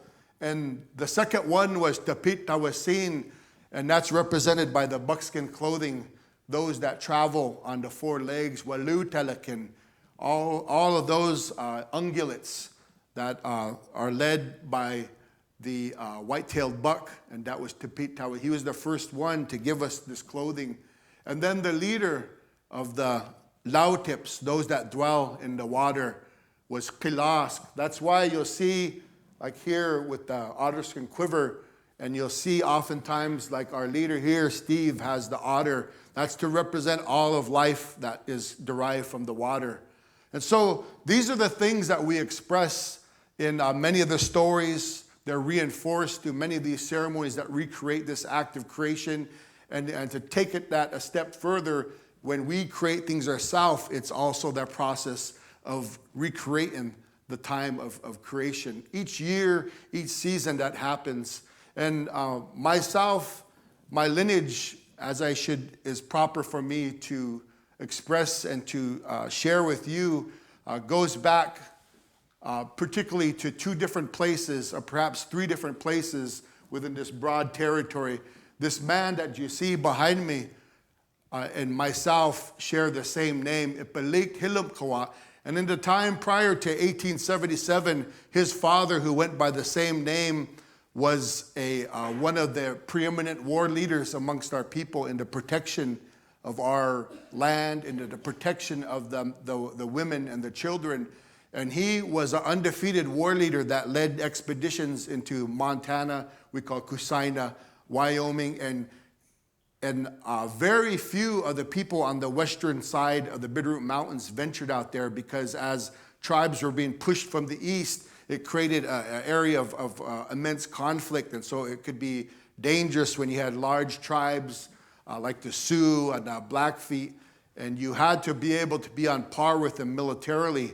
And so this man, his father, Phillip Cash, was one of the few that ventured far west, or far east from the west, even into the Black Hills in 1842. He led 8 chiefs that went over there, and the Sioux were surprised, and they would go, whoa, these 8 men come here. Even the Crow won't dare come into our territory. But these 8 men came, and they sought counsel with Chief Red Cloud, who is one of the primary chiefs of the Sioux at that particular time. So my lineage goes back to this man. The name that I carry and in the maternal part of our family was from the place on the Snake River called Wawawi, which is about 22 miles downstream of what is now Clarkston, Washington. And my pochs, my great-grandmother, who I knew in my lifetime, and I have a picture later on in my presentation that you'll see, was my mother's maternal grandmother. And here she is with her tikas and the oldest child of my grandmother, my katsa on my mother's side, my grandmother on my mother's side. So in our language, we differentiate your mother's side and your father. You don't just say, there's not a way just to say grandparent. It's either, if it's on your mother's side, it's your katsa. If it's on your father's side, it's your ala, and then so on and so forth. And so she was born somewhere between 1878 and 1882 and died in 1981. And she was born on the Snake River in the time. And if you think about that time, there was already reservations. The first treaty had been signed. The Nez Perce War had happened. But the resilience of our people to stay connected to these places was paramount. And many of our people on the lower Snake River up into the Priest Rapids area would hung on to those areas because they understood that this landscape is what defined us. These names that are very important to gain in knowledge into how we viewed ourselves in relationship to everything, the land. And when we talk about our relationship, when we talk about our relatives, we talk about our himyuma, we're referring to our family. We're referring to our immediate family, our extended family, and our strength that lies in our community connections. But we're also referring to what we now call resources. For us, they're life sources. They're sources of life. They're more than a resource to be had. We refer to the very ground and earth, this wéetes, as evident in our title that Phil had constructed for us, that wéetes is our relative. And because it took care of us. And so we personify it and we imbue it with the spirit that it has, that we have interpreted from it as well. And so you'll see that the names that we have that are shown here on this map are expressing that idea, that component of relationship, and counter to the way the new people that came. We see that happening a lot now with the renaming and naming things as a form, as a colonial action to say, this belongs to me, this is mine. This is in reference to a certain historical figure. Taken case in point where I come from, called the Lewis and Clark Valley, where Meriwether Lewis, William Clark came through in 1805, barely starving, and we fed them and allowed them to move here out to the west, out here to the mouth of the Columbia, Fort Clatsop, and then back through in 1806. Us, we don't call that Lewis and Clark Valley. The Lewiston, we called Seminicum, joining the two rivers. On the opposite side, Clarkston, Washington, was called Pambapo, the area between two bodies of water. To the south, there was a place, a little town called Asotin, Washington, named after an anglicized word from Hasutin, place of lamprey eel, just like the Willamette Falls just near here. So our places were named according to what was there. It was the land that our elders interpreted the geography. They interpreted these things that made this place important. And when you relate to something in this geological time, as I mentioned, the individual, no matter how important, no matter how prominent a chief or warrior or leader was insignificant to that broad depth of time and relationship that was experienced, throughout, beyond generations into the geological time when we've seen many of these things happen. And I'll reference that a little later. And so when this all came to be was through the actions of what was referenced before. We call him, his name is Nisatwainu, but we also call him Itziyaya, we call him Coyote. And Coyote was the one in the time of the animal people that set forth all these laws, set forth many of these things. And his action, as our language implies, is our language is talking about a movement across this land. And such is the case with Nisatwainu or Itziyaya, he's always moving downriver, mutet, or up the river, hitolaina, upstream, back and forth, west and east, north and south. And so as these stories were promulgated, many of them were documented by Archie, first by, I think, Archie Finney, Herbert Joseph Spindon, Curtis, and then later by Aoki and Walker. And many of these had been published. And the way they're separated out are a series of stories, kind of like, and they've kind of been changed and put under the idea and realm of mythology. And but for us, these are not talking about a fairy tale land. It's talking about this land. And when Coyote traveled downstream, he heard that something had happened way down. And when Coyote travels downstream, he doesn't walk. He jumps in a river and floats. And Naksulin, he goes around a bend and a half, and he floats downstream. And as he came and seeing this great obstruction at a place called Witskapupa, what is now known and now inundated by the Dalles Dam that was inundated around 1947. There was a dam that was there in this pre-Natitelwit, pre-Nez Perce, pre-indigenous people time, and the salmon were being kept from the people. And so all of the Ano people asked and appealed to Nesatwainu, and so he seen what happened. There were 5 evil sisters that had dammed a river to keep the Natsoch from coming up. And as I'd mentioned before, all of our stories, the proper way to tell our stories, there's songs that goes with these stories. And so he devised a plan. It's a yaya. I said, I'm going to turn myself into a little cute baby like you see it in a cradle board. That's a tikas.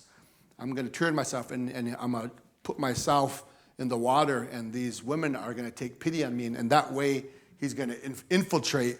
And whenever Coyote transforms himself, he can transform himself into a baby, a cute little baby that's irresistible, or he can transform himself into a handsome man, or whatever he wants to be.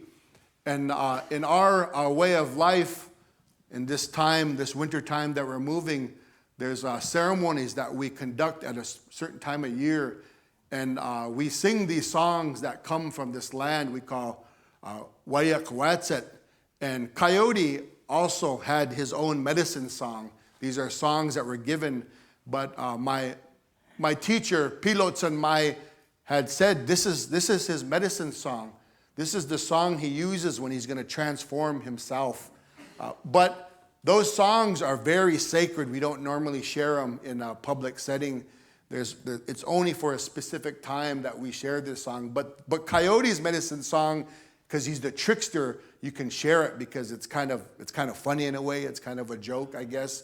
But it was also the song that when he went to Celilo Falls, he was going to transform himself. And so when he was going to transform himself, he sang his medicine song to turn himself in what he wanted to be. And this is Coyote's medicine song.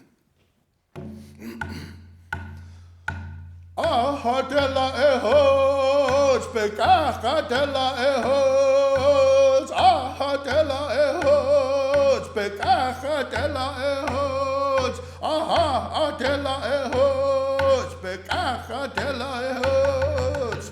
So in that song, he's saying, I'm turning myself inside out and back again. He's transforming, like when you take your sock off and your sock comes off and it goes inside out and then you pull it back. That's basically what the song's saying. But he's referring to his ability to transform into whatever he needs, whatever the time and the opportunity and that specific situation needs. So that's what his medicine song is saying. And as he traveled down, he broke that dam and delivered those Natsoch, and they came upstream. And the stories, that's where the story starts, is when he breaks the dam at Celilo Falls. And if you know, I know I have at least one geologist in here, you know that geologically that part of the Columbia River was dammed at one time through basalt flows. We know also much later that it was dammed by a huge earthquake right around Cascade Locks had came. And if you look to the Washington side, you'll see where it slumped. It was dammed for a period of time. So these are not just fairy tales. These are talking about real occurrence that the oral testimony had provided for us and had been carried forth down to generations. And this site is one of those sites that are along the Columbia River. And as I used to drive my elder pilots and my good friend Roger and my relative Carolyn, they live in her house where she used to live on the opposite side of a reservation in a little town called Stites, Idaho. And she would say, over there, that's that story, the coyote story when he breaks the dam and when he changed himself into a little baby. And he also, and so when he left, it's a long story, but when he left, he took his tikas and put it on the north side of the river. And there used to be a rock where the railroad bridge, and when they put that railroad bridge, they destroyed that rock. And they called those people the Tikashpu, cradleboard people, because they lived where Coyote put his cradleboard when he was found out and he took off. Well, before he went upstream, as Coyote always does, he always indulges in the best things in life, I guess you would say. And he left 3 sons. And these are his 3 sons here, these rock pillars. So if you travel on 84, you pass the little town of Biggs, Oregon. You look to the left, these 3 sentinels stand there to this day. And they're named Epatitis Tsupnin, one who licks the elkhorn scraper. So we have this scraper, I usually bring it, that they use when they're processing buffalo hides, any large hides, anything larger than a deer hide. And so his name was one who licks the scrapings off of that blade. The other 2 have a kind of, almost non-PG type, sort of names. And Coyote had that kind of humor about him. And so one of them's name was Iweltsichtich. And I know my brother here knows what that means. That means urinating on dry grass. Iweltsichtich. And Iweltikayots, this reminds me of a game we used to play when we were kids. Only boys play this game, I think. But it means one who urinates the farthest. And so those are his 3 sons that were left here, and they're still there to this day, a reminder of not only Coyote's misdeeds sometimes, not only his folly, but also a true teaching to us that this land speaks to us. This land talks to us.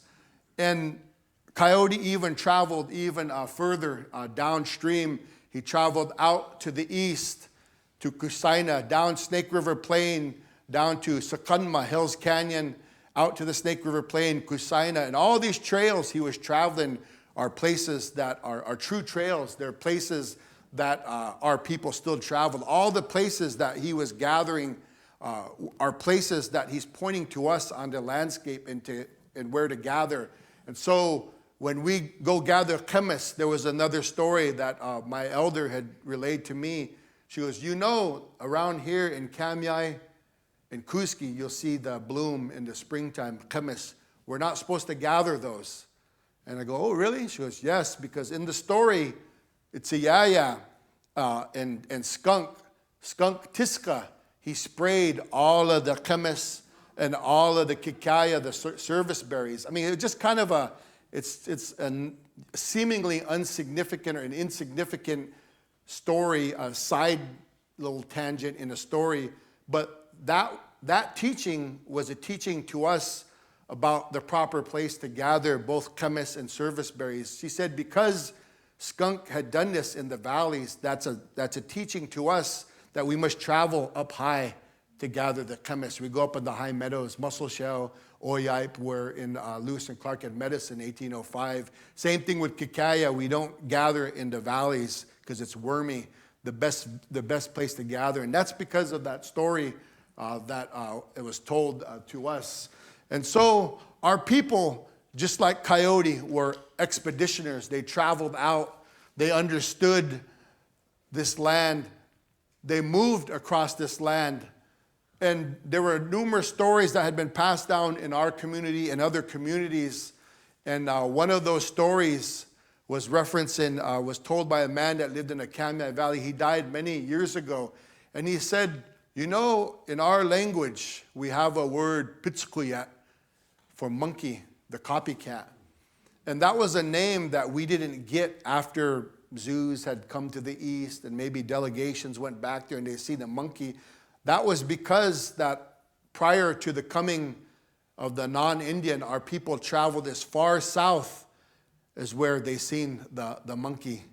And so southern Mexico, Central America, and they traveled that far south because there were certain medicines that they had. So those trade networks and the expedition and true odysseys of our people that reached out that far, at least that far south, was understood, and that's where that name Pitskuyat come from.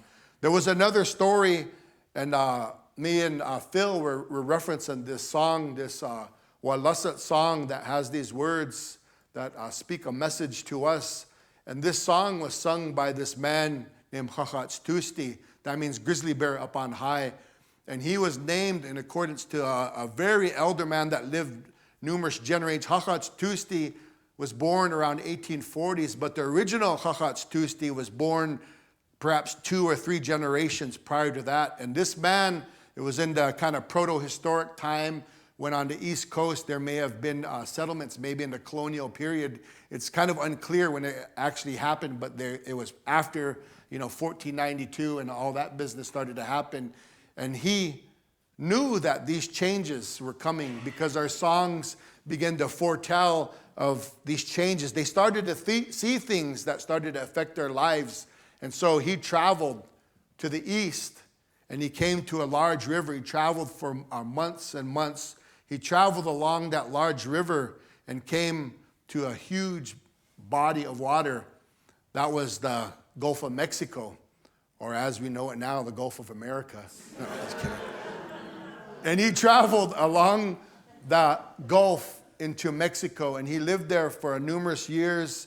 He had children there in what is now Mexico, and he traveled west to Baja California, up the California coast to southern Oregon, back to the mouth of the Columbia River. That trip was reputed to have taken him 20 years to complete that trip.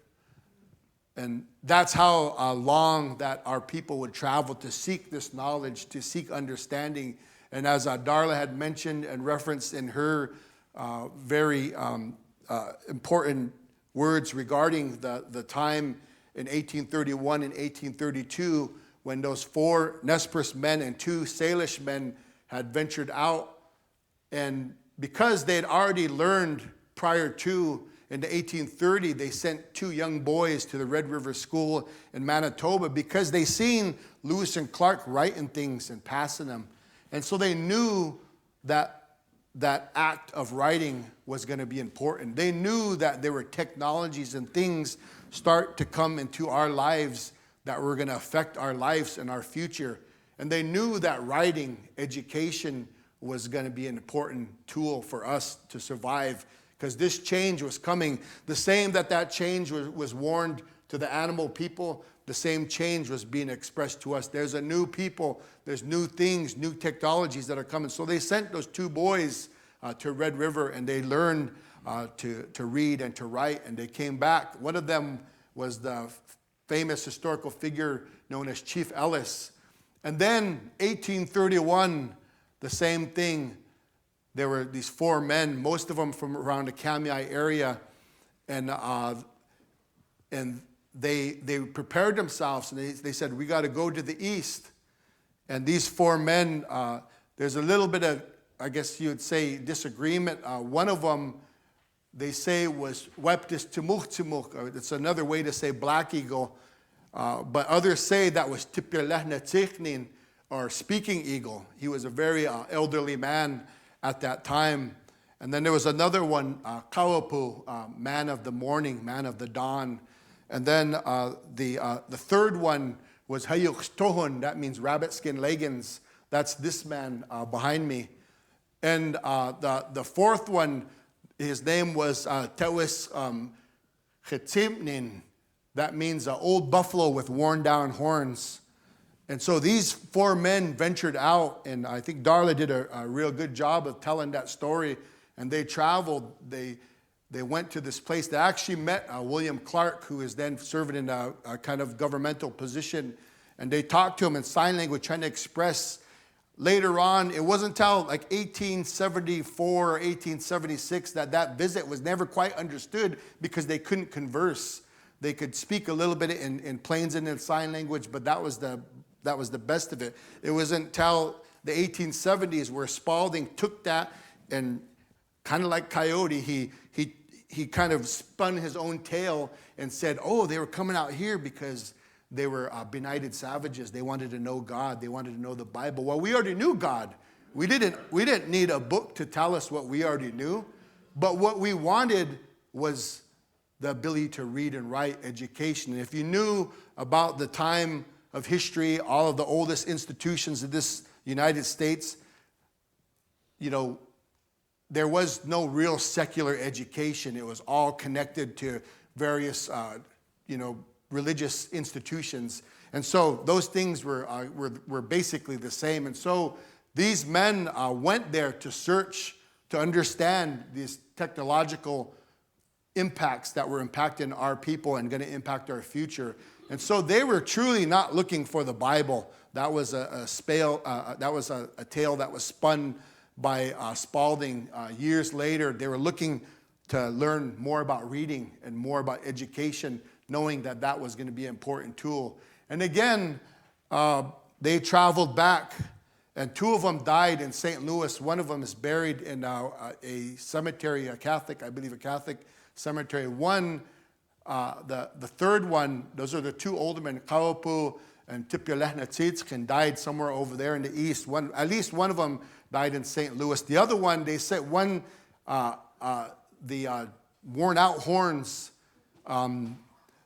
he's reputed to have died, some say, on a steamship where they were painted in 1832 by the famous painter George Catlin. These two paintings I was able to observe myself in the National Portrait Gallery in Washington, D.C. They're about, so big, these two.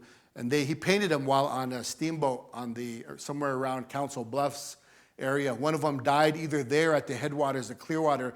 The lone survivor was Hayuk Stohon, and he lived amongst the Kusaina Nimapu, those Nez Perce people that were always over in Montana, Wyoming, my ancestors and a lot of our ancestors here. And he introduced the song. I don't know if you noticed, but there was some songs that were playing earlier. There was one recording that was made, I don't know if it was in the 70s or 80s, on the Warm Springs Reservation, and there was a song that was sung that's kind of a social dance that was rendered by these four famous sisters that sung a lot of traditional songs. But many of those songs were actually derived from our people, the Nez Perce people, and they traveled downriver. And one song was reputed by our elders that had passed down much of the knowledge, because again, you can't sing these songs, or you're not supposed to sing these songs unless you know the history, because the songs and the history, the stories go hand in hand. And one song is that same song that was being played here over the music as we were kind of coming in. And it's a song that was used, and many of these songs, these last two I sing, are not the type of songs you're ever going to probably see at a powwow. These are some of our old-time social dances and things like that. But when our people would gather, they would sing these songs, and it was Hayuk Tuhun that came and brought this song to our people. And this is the song I'm going to sing, and I'll interpret what the words are, what the actual words mean in our language. And again, this is a social courtship dance with young women on one side and men on the other side. And it was sung at many gatherings. And this is a very well-known song amongst the Nez Perce people. And it comes from Hayuk Stohon. He was the originator that originated the song and the dance.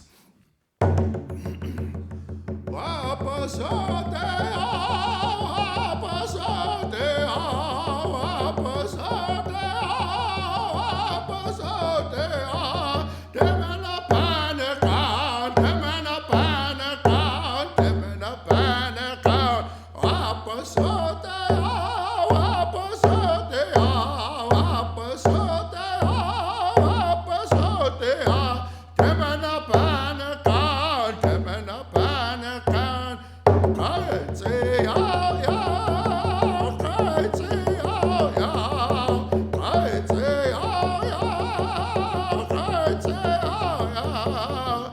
Temena panakan, wapasote yao, wapasote yao, wapasote yao, wapasote yao. Temena panakan, kawoha him kansa.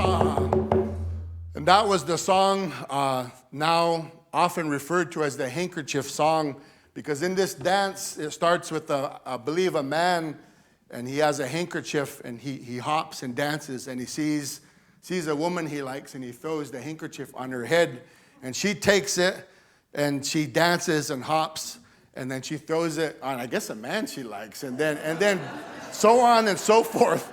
I don't know how that works, but anyways, and so you're man, woman, and then you're hopping together in a line, and then this is the start of a series of songs we call tukewa, or sometimes they call it eel dance, and they'll go all over, all outside the building or long tent and back. And these words, what they mean is the first part, Oapasotia, comes from Iwapna, my wife or my woman. And they say that twice. Oapasotia, Oapasotia, Timena Panakan. Timena, just like in our title, you know what Timena means? Timena? Heart. So I give my heart to you, my woman, my wife, I give my heart to you. Then it says, thank you. And then it repeats over and over again, my wife, my woman, I give my heart to you. And for us, the Nez Perce people, we don't call it a handkerchief song, because at the end, the last thing you say is, that means now you kiss. We call it the kissing dance. And and when you hear all these, if you hear maybe a Nez Perce man talking, I give my heart to you, I love you, my woman, it might be a kiss expected at the end. But that's this song, and it goes back at least to this individual that was alive in 1832. And this man had lived, and he'd lived for a number of years in Kusaina, in the Montana country. And there was a group of Nez Perces, and I think there was one trapper that was with them. And they got surrounded by a large group of combined Blackfeet, we call them Ishkoikinich, and Halutin, or Grovants, and they were banded together. And there were 30 Nez Perces that fought, and they had fought night and day, and this man was with them. It was around 1840, so at a place called Henry's Lake, which is just near the Montana-Idaho border in kind of southeast Idaho. It's a big, beautiful lake, and there was a huge battle that happened there. And through those 30 Nez Perces, they were able to fight him. They killed just as many of the enemy, but they were eventually, because they came back with more reinforcements, they were all killed because their powder had gotten wet, and it was the time of flintlocks and things like that, and their powder had gotten wet, and so they were killed, but they were able to fight them to a standstill till the last man died, and this man died at that particular time. He was killed and never did come back to this side of the mountains. And so, again, these stories are speaking about this long experience. They're speaking about this life of our people and our elders that had meant so much to us, to myself. And then, again, the time of the treaty making, as we mentioned, Pitanwat, the song that was sung, was saying not when this happened, but it was several days later when they had come in. And it was through this advocacy, this continued advocacy that was happening as a preservation of our life, our wakiswit, our spirit that was connected to this land. And many of those words that had been documented either through oral testimony or through the written word were put forth in that time, that very, very difficult time for our people, where ultimately those 58 chiefs signed that document. And then later on, that had been pushed forth in the 63 treaty, which caused a lot of conflict and ultimately culminated in the 1877 war. And one of the things I think is really interesting, as you heard referenced in Darla's presentation as well, and as well as mine, is that I think all three of us have connections. And as we're talking about historically that we're moving across the land, upriver, downriver, that Coyote did that before us, that even in 1877, when some of our people, my ancestor, and then there was my elder, my teacher, you'll see a picture of her pretty soon. Her grandfather, Kulkultami, after the Whitebird Battle and the Battle of Clearwater, then the choice was made, we're going to go east. Well, a lot of our people didn't agree with that, didn't think that was the best thing. If we're going to fight and die, let's fight and die here. And so some of our people didn't go east. And those two men, at least, as well as others, joined with Tumena Ilp, Red Heart, and then they were taken prisoner. And my elder said that the men were shackled, and it was in July. And if you know, in July in our area, it's very warm, triple digits, and they had to march. The women were loaded up on wagons, but the men had to march all the way down right here to Fort Vancouver, and they stayed there 1 year. And there was one baby that died and is still over there in Fort Vancouver. And so all three of us, through Phil and Tumena Ilp connection, the Red Heart connection, and Alec Hayes and my family, all have connections historically going back to the Coyote times, to the animal times, but also to the times when these conflicts were happening with our people, and trying to preserve this life and this ability to engage with this land was the ultimate part of what we were trying to achieve, because it's this land that informs all of who we are, our language, our culture, our ceremonies, all informed by this relationship that we have sustained and promulgated through this land. And so the picture you've seen of my puchs, that was taken somewhere around, I think around 1902, 1904, that young lady that was standing with the baby board. Well, like I mentioned before, she was born either in 1878, 79, or 1882. She died in 1981. This was the year that she passed away. And that little twerp right there is myself and my late brother. And she was a big, I guess, inspiration to me, because even though I was very young, when we would go to the house, which was just about 50 yards from where I lived, we'd go to that house. When you went to that house, there was no English spoken in that house. And her sister on the Nez Perce reservation, you see the way Darla's dressed, and our women dressed like that and you see Gabrielle dressed. They dress like that for certain important occasions when they're dressing up and they want to present themselves the way our old people.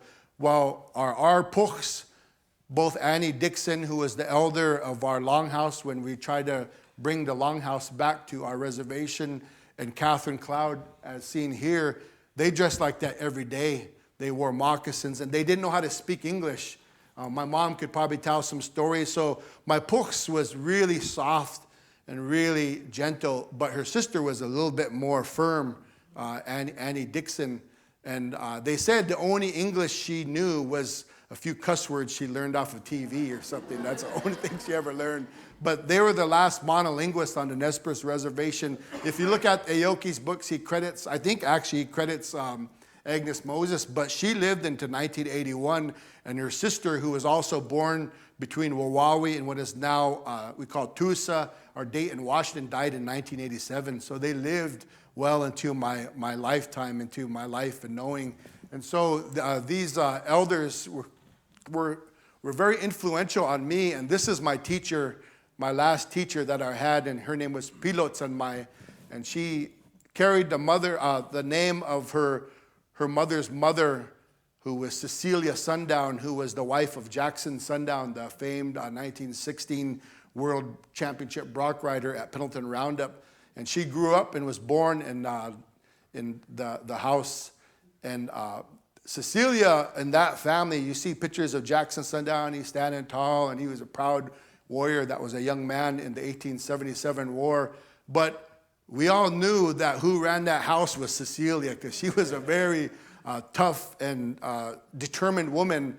But she was my last teacher, and we lost her in 2013. She's the one that taught me Coyote's Medicine Song. She's one that interpreted some of our sacred religious, our spirituality songs, and really taught me everything that she could. And when mine and my wife Cheryl's son was a baby, and I had told her,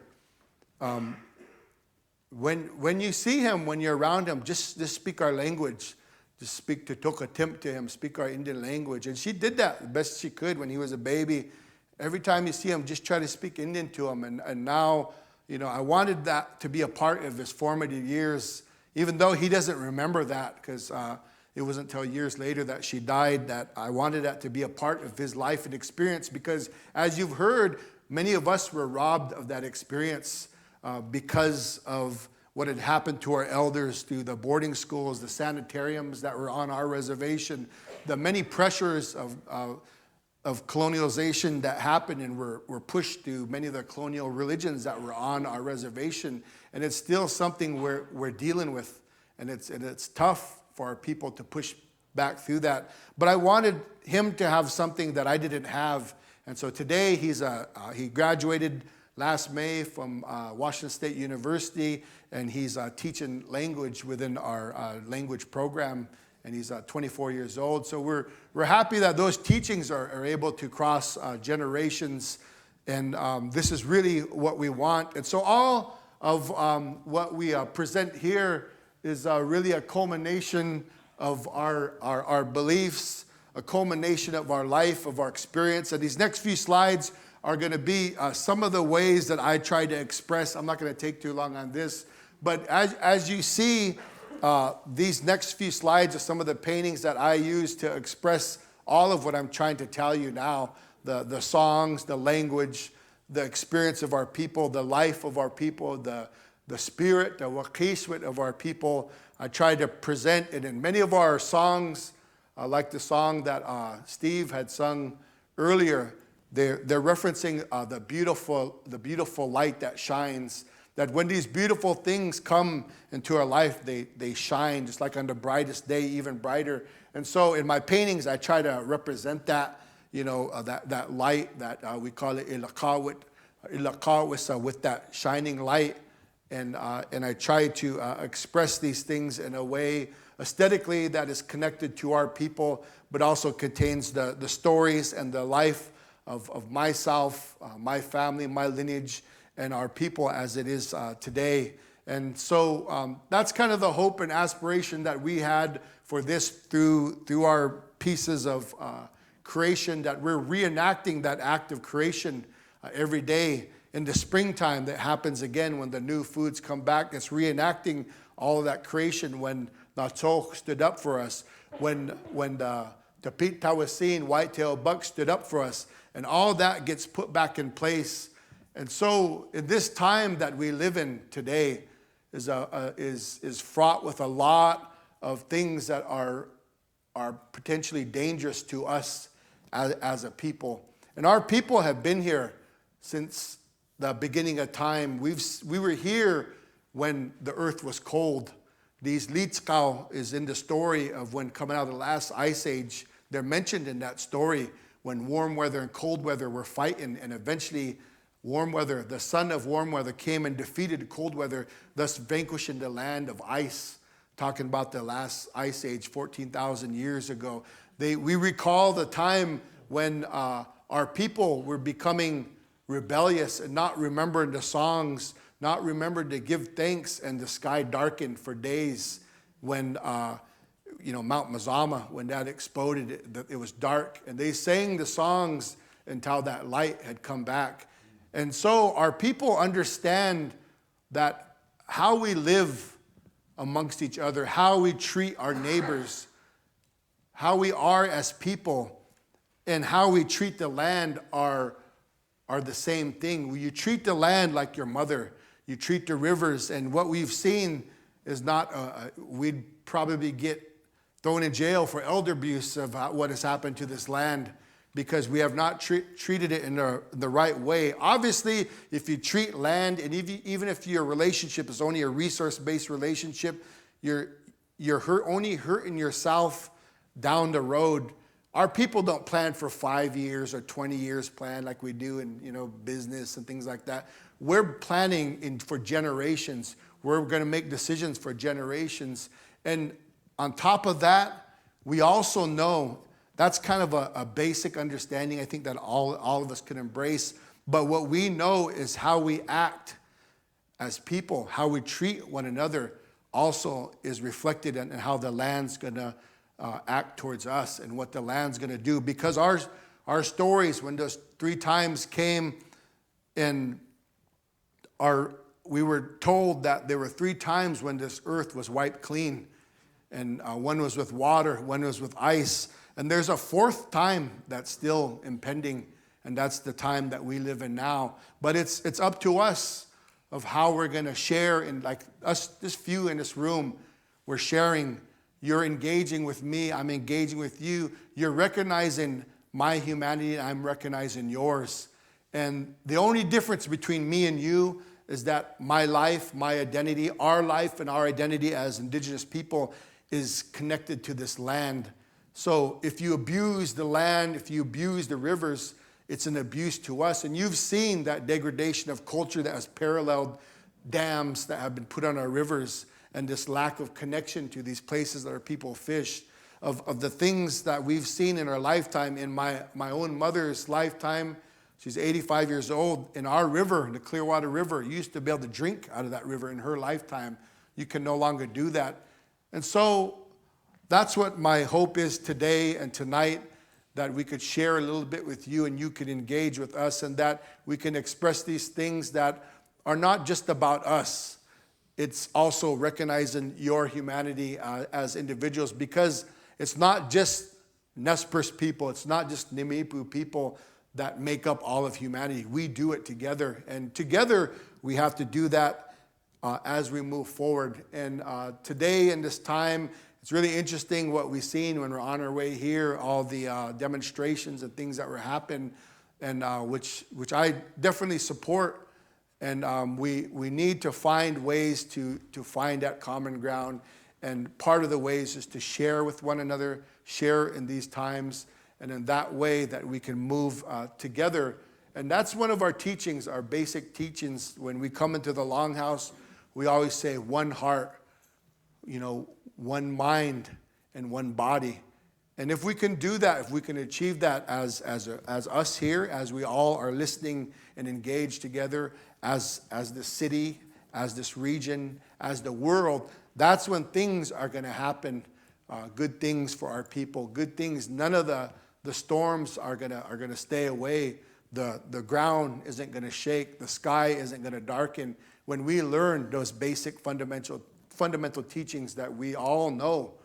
And so tonight, that's my hope in the things that we shared and everything that we shared with you. And hopefully you can take a little piece of that, and that tonight you're a part of me and I'm a part of you, and we're sharing in this time, in this space together. So with those few words, I just want to express and say katsiyaw to Matthew and to the Origins Project, and to my fellow presenters, Pitanyanwan Mox, and to Darla and all the family and all the people. Many of you I know out there in the crowd, and are also supporters of many of these things that are so very important to our lives and to our culture, but also to your life and your life, your spirit, your humanity as well. So I just want to express that tonight and say, katsiyaw, thank you very much for spending this time with us. Thank you.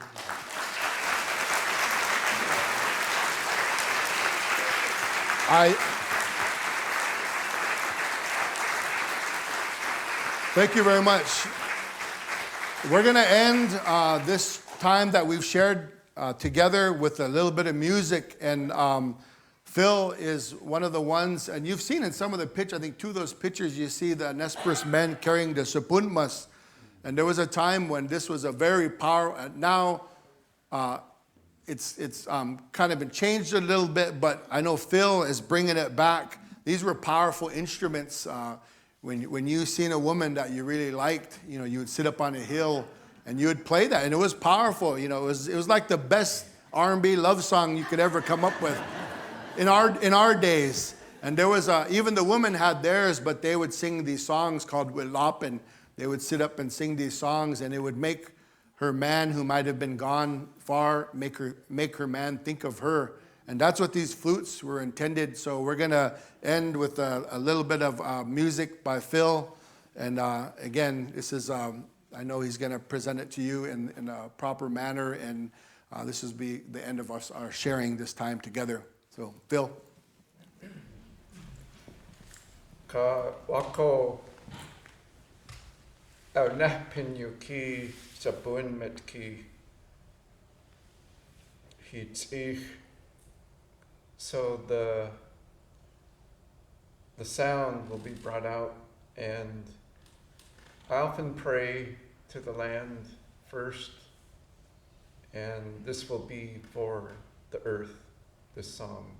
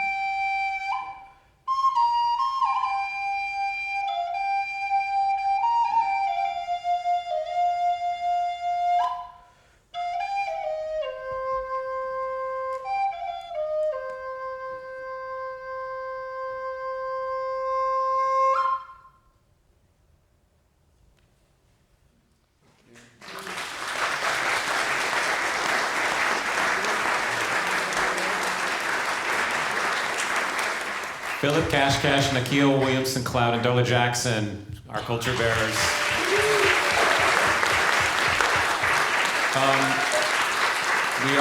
We are going to do a brief Q&A. It's been 3 hours, but if you're willing to stick around for a little longer, give us a couple of minutes to set it up. But if for those of you who need to leave, we understand, of course. So thank you for joining us regardless.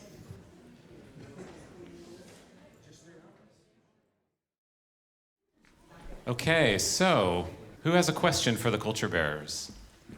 First, I'd like to say thank you very much for sharing your stories this evening.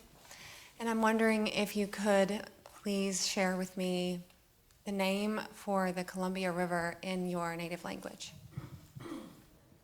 The name for the Columbia River is actually quite difficult for me to pronounce. Huyach.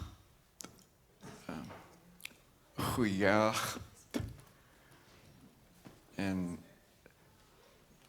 it's to me, as a linguist, I think it's a very important word because It's very different from all the other waterways that we're familiar with. So this one, I think, being a Columbia River name, I think it's a very ancient name because of the way it sounds and the way it's spoken. Anyone else? All right, thanks for your question. Did I see a hand over there? Yes. Keep me moving around here.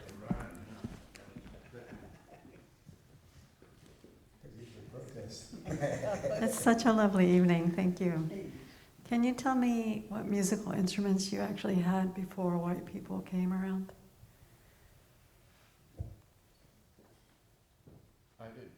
She asked what musical instruments you had before white people came.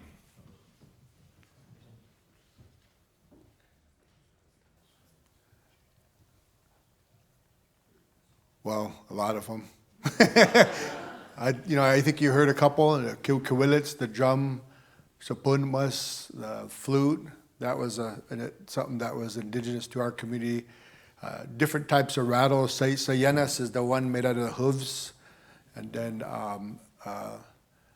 there's another type of rattle. The name is escaping me right now. But different types of rattles and things like that. And then as you've heard in some of our religious doings that we use the bell that had been kind of put into some of the religious songs. And there's a lot of,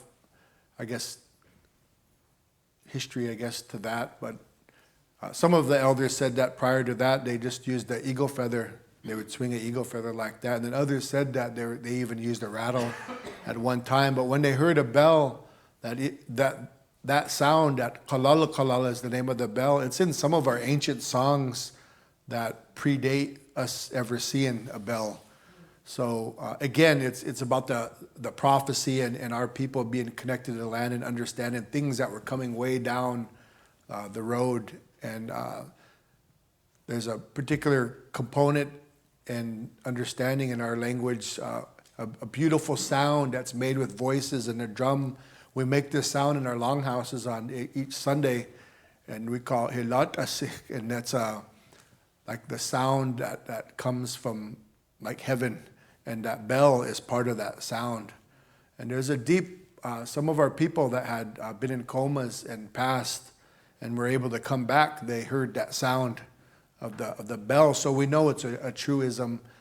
So that's one of the things that came in, but I would say, just generally those are some of the instruments that we had, as well as different other percussion instruments. Before, some of our early songs were sung on just a piece of rawhide with sticks, kalawauya, these songs, warrior songs, serenade songs. So there's numerous ways in which our people accompanied music. Is that Courtney? Hi. Congratulations on a good show. Hi, Katsiayo, for coming tonight. This has really been really beautiful opportunity to learn more from you. I'm curious that you've shared ancient stories and ancient stories. What are the stories that will be told or are being told about present day, and who will be telling those? Are they being told now, or will future generations remember and create the stories of now that move forward? Yeah, that's a good question. Many of the stories that are traditionally known refer to our mythic timeline and the human emergence across from that mythic time frame in the early creation all the way up until the emergence of the Nimipu, the real people.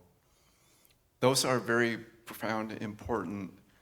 And however, what I'm interested also are some of the more historically known stories, like Nakia was telling and Darla was telling.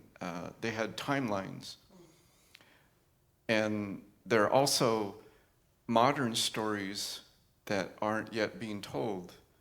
And I think those are very important. And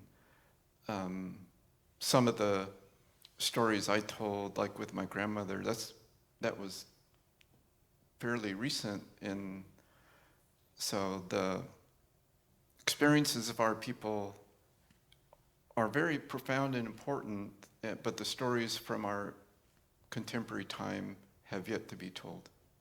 So it's, I think that that time of sharing will be kind of like a new episode in the story. The story vault of stories, I guess you could say. Here we go. Hi there. Hi, Kathleen.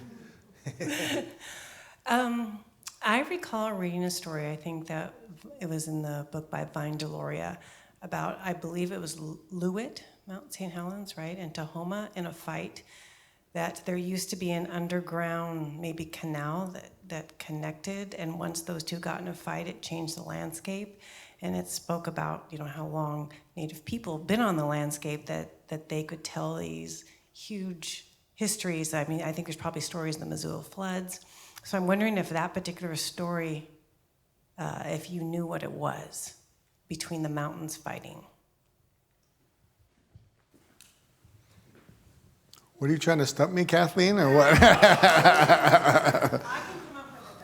There was an elder that had referenced a similar story, but I don't know that specific rendition. But there are many other stories, like as you alluded to, the place called Yamustas.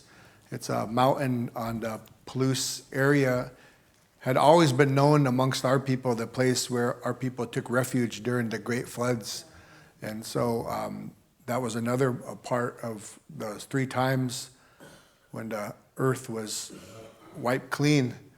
And one happened prior to the creation of all things, when everything was clean. And that's why when you go into Kuhetenit, the longhouse, you'll see that sacred area in the middle, and you'll see that it's clean like that. It's a reference to that time in the beginning when things were wiped, where there was no vegetation, no soil, and that's where we do our ceremonies. That's a sacred area for our, like similar to like an altar. So there's numerous deep time references to our people being here, and also to support that in some manner. Not that we need the verification, but sometimes the broader society needs to understand this, because for many years these narratives were being told on our behalf. So archaeological sites, what is called the Cooper's Ferry at an ancient village site called Nepeha, is not even the earliest origin village. It's one of the 3 villages. It's another one. It was an old village, but that goes back 16,500 years archaeologically. A good friend of mine from Oregon State University, Lauren Davis, had been involved in that work and had brought that research out. So I think, and then we see what's happening in White Sands, some of those dates stretching back even further. They talk about those footprints that had been in there for so long to where they've turned into solid. While we were up on the upper North Fork in a place just upstream from where the Little North Fork, it's part of the uninundated portion of the North Fork. The rest of it, the lower, like 50 miles or so, is inundated by the Dorshak Dam, which is on our reservation. But our old people said there was basalt, or I don't know if it's basalt, it's a rock, sort of bedrock section, and there were footprints of our people on there. And there's another site where my family had come from, Wawawi, 22 miles downstream from Clarkson. We're up on the ridge. There were supposed to be some rocks that had footprints that gone to the time of when they were soft earth or mud to being solidified into rock. So however long that takes, it's a long time. So we have those stories and those references in our lands too as well. Okay, maybe one more question in the back. We all know you guys have been here like forever. But, moving forward, where do you guys want to be, say, 10 years from now, 20 years from now? I want to still be here, hopefully. Right. I think if you see the history, and that's why I tried to give this experience in my presentation, going back to the time before people, and try to hit some of these points of history, and looking into the future. It's really as simple as that, is sustaining those elements that provide for our life, and that's what we've always been about, and it's integrated into our systems of knowing and learning. It's integrated into our deepest spiritual and religious beliefs, even our clothing, of how that we sustain life, not for ourselves, but those that are following behind us. And really, I think oftentimes, like you see, like some of the protesting going on here, you see some of the things that tribes have advocated in the Columbia River Plateau for dam breaching and many of the other issues. It's what we're trying to achieve is not only for the life of the Nez Perce people or for Indian people. We're trying to save those things that need to be in place that provide for all life. The life of the salmon is our life. And if it's part of our life, it's part of your life too. And trying to get people to understand that these decisions, they're impacting us and our ability to tell the stories, speak our language, sing our songs. Like my mother, they used to go to Slilo Falls every year. They went there every year. For me, that's just a story. It's not something I have a living experience of, unfortunately. But to me, I think it's a fundamental to keep life going, to sustain life, and to sustain and understanding that our life is connected to the life of this land, and that's what's so important and so fundamental to how we have to be, and if we can do that, then and keep. I didn't speak about it as much as I kind of wanted to, but it's what we call our tamaluit, our laws that are one and the same with this land, is what we're trying to uphold the best we can. But there's many challenges, historical and otherwise, current challenges. One of the challenges I see, I encourage our young people, had been encouraged for a number of years to get educated, as we've seen that it was important, and it is important. A lot of our kids are learning in the Western way, colleges, universities. Every year I get amazed how many kids have degrees and stuff, like advanced degrees. But the flip side of that is they're getting trained to learn in kind of a Western manner. And when they come to learn our traditional ways, they want to take a class. When our elders said this was a way of life, this was a way of living. You can't take a class to learn to live the way we're intended to live, in connection to all these things. This is something that has to be lived. And so that's the challenge I see with our young people, is trying to get them out of that mindset that, no, you can't just come and learn this in an 8-hour course. You have to take it upon yourself and be committed, and to try to live this life that our people have lived for all these generations. And that's one of our challenges that I see with our young people, as intelligent as they are and as educated as they are, is our ways are not made to be learned in a classroom. Our ways are learned on this landscape and experienced and lived. And to me, I see that as a big challenge moving forward. And I see that a lot happening on our reservation, and me and Steve talk about it and sometimes express frustration, but it's a challenge that's there, and we need to try to express that to our younger people. Please join me in thanking our culture bearers, Nakia, Darla, and our crew all around us here, Lilo, Brannick, Tim, Judah, Lily. Thank you all for coming.